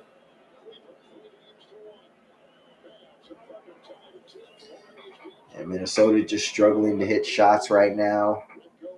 You got a couple guys that you can usually count on to hit some open shots, and they're just not hitting right now, like Edwards and Naz Reid. And so, where's Minnesota going to find this offense from here in this fourth quarter if they even want to, have a chance to come back in this game? Yeah, they're going to be tough sledding. Yeah, it is, and they're going to try to capitalize while Jokic is on the bench. I mean, probably won't be on the bench for long. So yeah, this is definitely their time where they need to try to cut into this lead, like Ben said, while he's on the bench. Here's Murray running the double pick with Porter and Gordon. Murray's going to end up on the right side, attack the lane, kick it out to Porter. Porter's going to attack the lane, stop, kick out to Gordon, back to Porter on the DHO. Porter with terrible 3-shot, air ball. It's a tough fadeaway 3. Air ball. Shout out KD. Let's go. Yeah, that was nasty.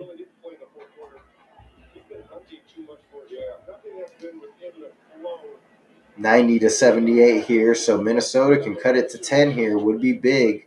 Here's Gobert. Going to work with Edwards on the wing. Little dribble handoff. Edwards got Gordon on him 1-on-1. I'm not sure why he would want to get that switch on him. He gets double team, gives it to Naz Reid. Naz Reid! Woo! That's what we want to see, bruh. Yes.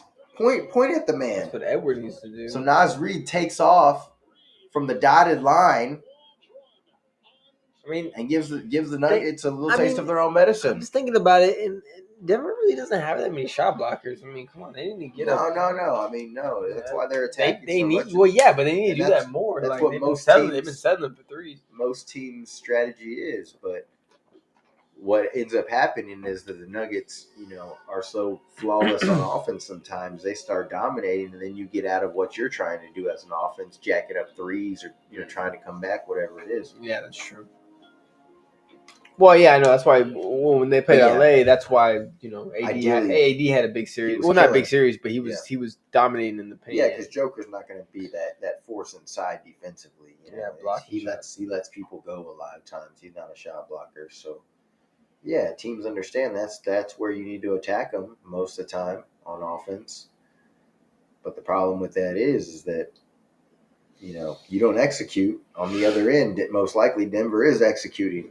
So you get out of your game plan really quickly when things go bad, and Denver starts to eat you up when they're running their DHOs and their horn set and all the stuff that they're doing. So it's tough. It's a tough task at hand that Minnesota has. You just hope they can get it together. Mike Conley can come back for Game 6, and then they can push it to a Game 7 if they don't end up pulling this one out, which it doesn't look like they will. But they're still in it. We'll see. I mean, 10 minutes. I mean, down by 10 with like 9 minutes left.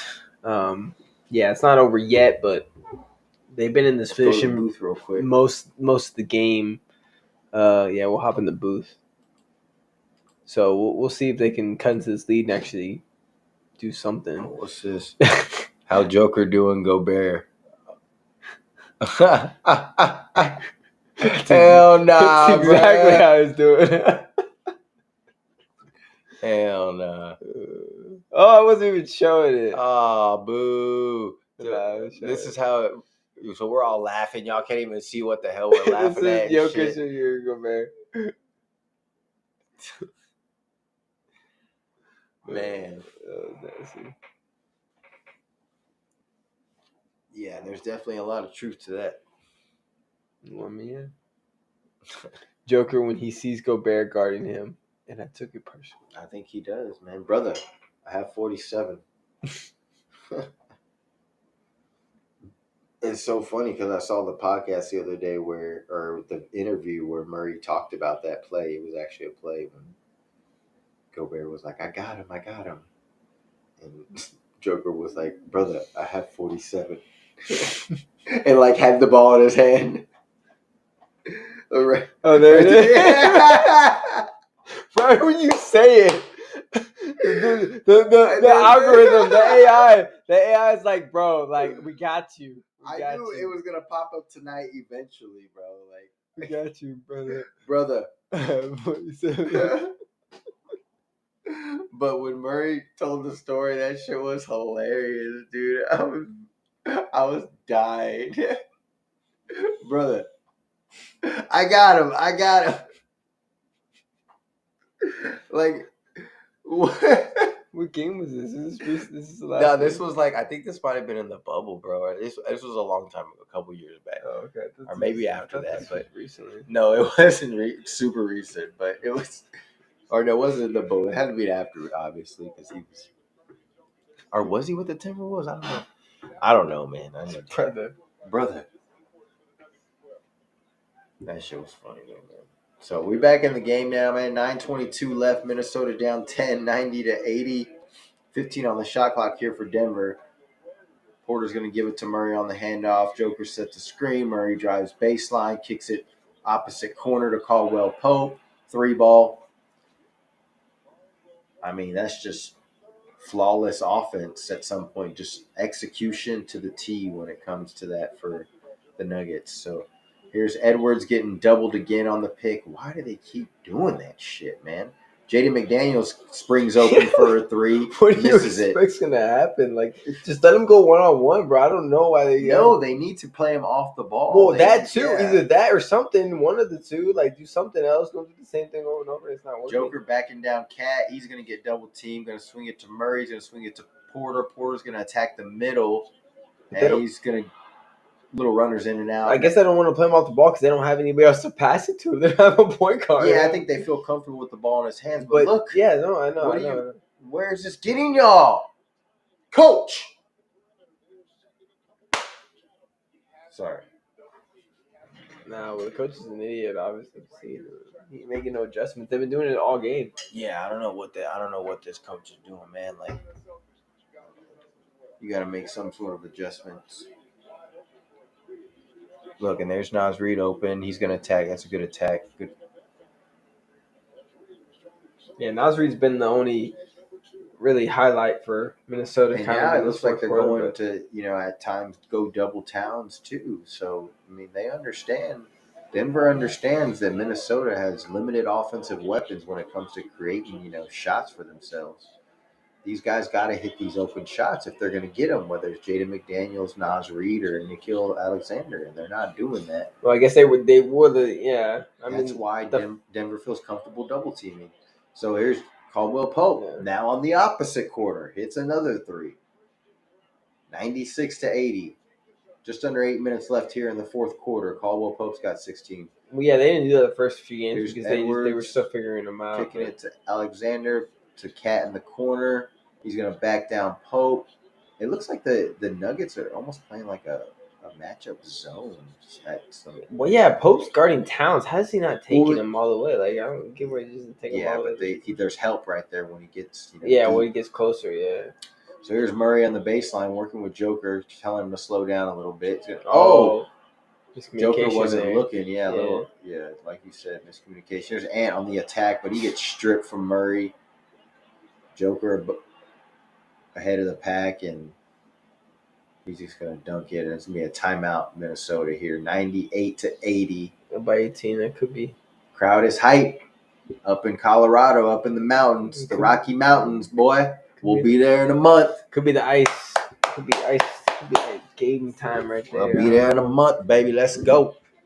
So I'm confused. We're going to get back to the Twitterverse here, see what else we could see. But, I'm confused, and I don't understand what Minnesota's doing on offense with Ant Edwards. I know, obviously, they're greatly missing Mike Conley, just initiating the offense. Like, it doesn't even look like Ant-Man is comfortable initiating the offense right now. He's just getting double teamed at every opportunity that Denver gets. It's like it's not a good system.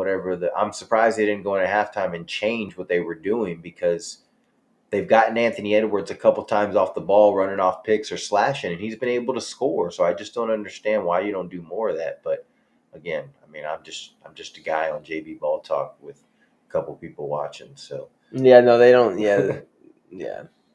But I don't It's understand. It confusing. doesn't make any sense. I guess they think that they're gonna be able to have a number. It's a numbers game. I guess they're thinking, and if Sure, they're yeah. doubling, then someone's gonna be open. But like you said, the other role players aren't showing up, so Yeah, you they're can't counting expect. They're counting Can't on their expect other to do guys that, to hit yeah. shots, and they're not necessarily hitting. That was but nasty in right there. the process of you doing that, you're taking Edwards out of his game because he's getting doubled every time, and it's like he can't get in a rhythm. So it's, if your role players aren't hitting shots, you better start getting your damn star player involved so you can have a chance in this game. And right now, you got no freaking chance because nobody's hitting shots. So, but you're right, Ben. It is a numbers game. Once he gets doubled, they want to swing it around. They want to try to find the open man and hope to either hit a shot or play make off of that or whatever it may be. It's just not working out for Minnesota tonight, and it's worked a lot more for the Nuggets. And Denver just seems to be much more crisp as far as what they're running on offense. What the hell? So Jokic with the beard, Bro, what the? He's like white juice, or he looks like Jesus. I mean, it looks like Jesus. Like kind of. I'm not gonna lie. Man, it never fails. I don't even know what the hell I was talking about because this fool just popped up looking like Corey Thompson with long hair or something. I don't know, man. Long hair and the beard. What is going on?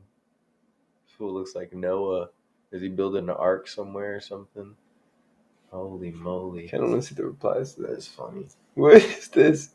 Yeah, you should click on that. Well, I don't know. The replies aren't always safe. Yeah.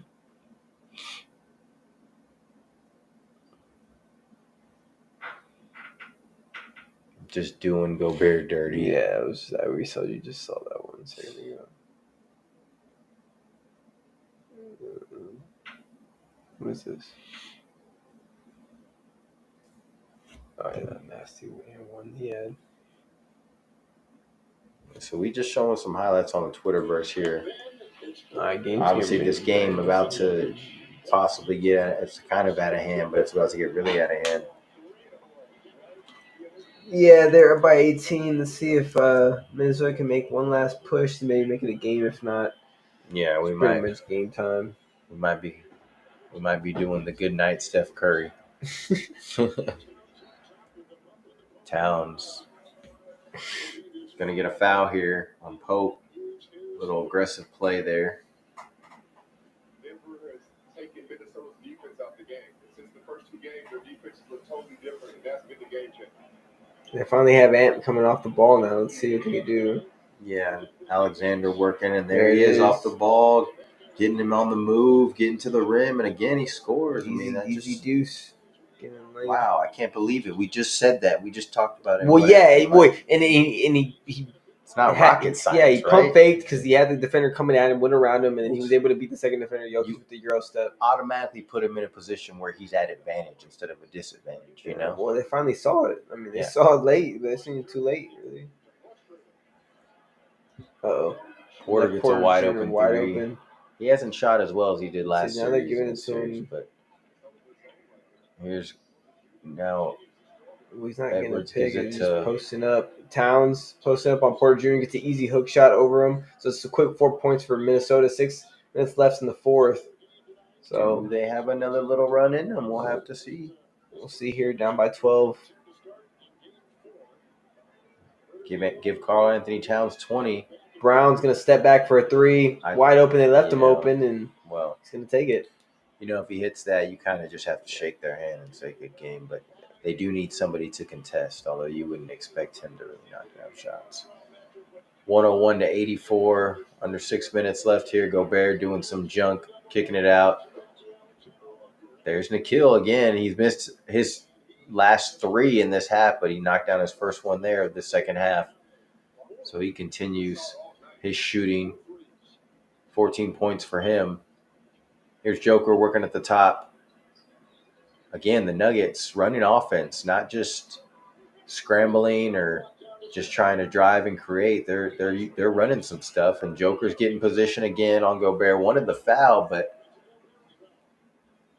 good defense there by Gobert. Nas is going to attack right away, and he's going to get the layup as Nas Reed. Joker. A steal by Towns here. Gets fouled. Go to the line. Okay. Okay, so he makes 2 free throws. He's going to cut it to, what, 10? 10, yeah. So here we go. Minnesota showing some toughness here. But as you see Joker complaining, he was complaining a little bit to the ref. Caused him not to get all the way back. Naz Reid gets the layup. Nobody at the rim. And then Karl Anthony Towns able to get that steal with the careless pass there from Porter Jr. So, Yeah, he's getting chewed out by his coach right now. yeah, his coach is letting him know about it.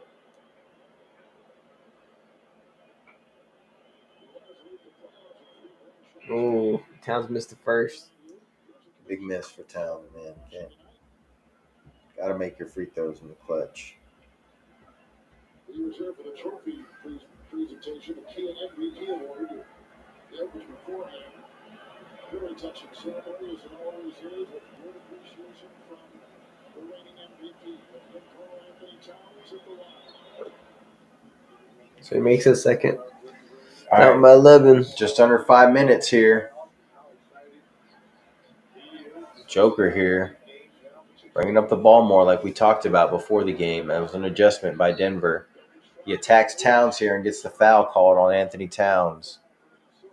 But Denver doing a lot of the same stuff they were doing in the last 2 games as far as letting Joker bring it up, Aaron Gordon bring it up, let them facilitate the offense, let Murray play in the horn set, let, Aaron Gordon and Joker run the DHO. So a lot of different stuff that Minnesota's seen that they didn't see in the first 2 games. Here's Joker here at the top of the key.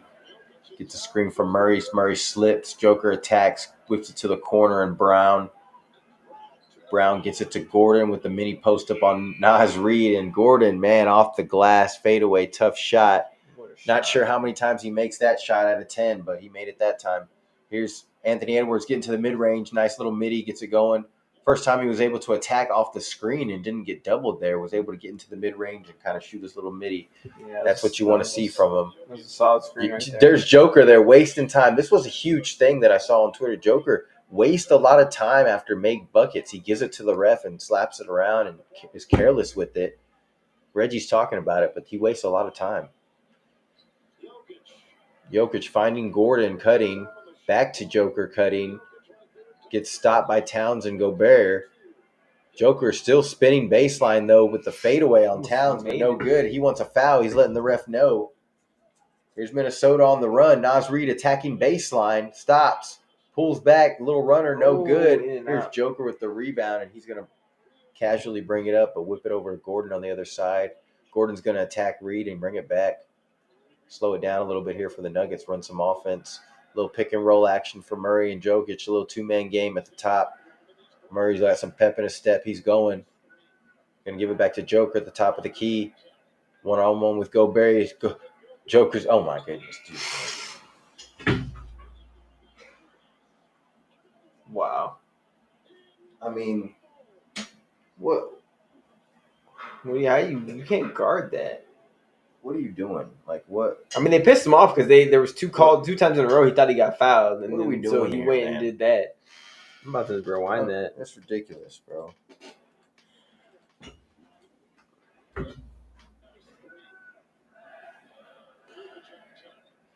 I mean, Gobert was guarding him. So Joker with the slowest big man step back in history, but just eyeballs Rudy Gobert, man, at the shot clock buzzer.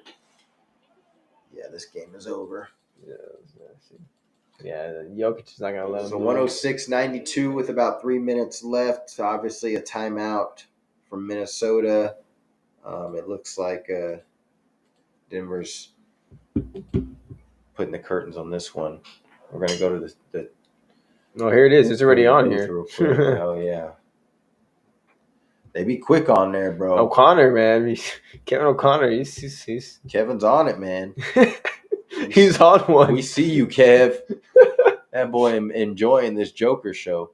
Nah, he usually pretty consistent on there tweeting, so go follow that man. He has a lot of good content, but it was a nasty step back. That's what we're reacting to Joel a second ago, just step back. Yeah, I mean that was just good night. I mean, he could have just went like that, like Steph Curry does. That's pretty much what I did. Just good night. See you later. There's another one. Thanks for coming. We'll see you in Minnesota. Minnesota, 3 in a row. the Gopher State.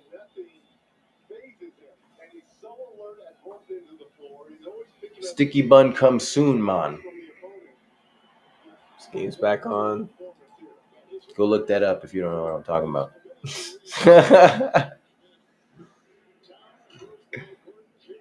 Kicks to Alexander Towns, but no good.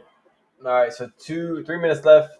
Right under 3 minutes left in this game. Murray, little midi, can ice it off the glass, and he does pretty much. I mean, it was ice before that, but 108 to 92.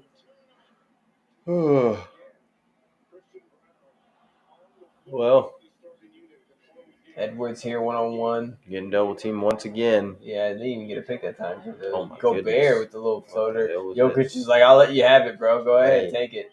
We'll You're live gonna with make that. we'll live with that. Yeah.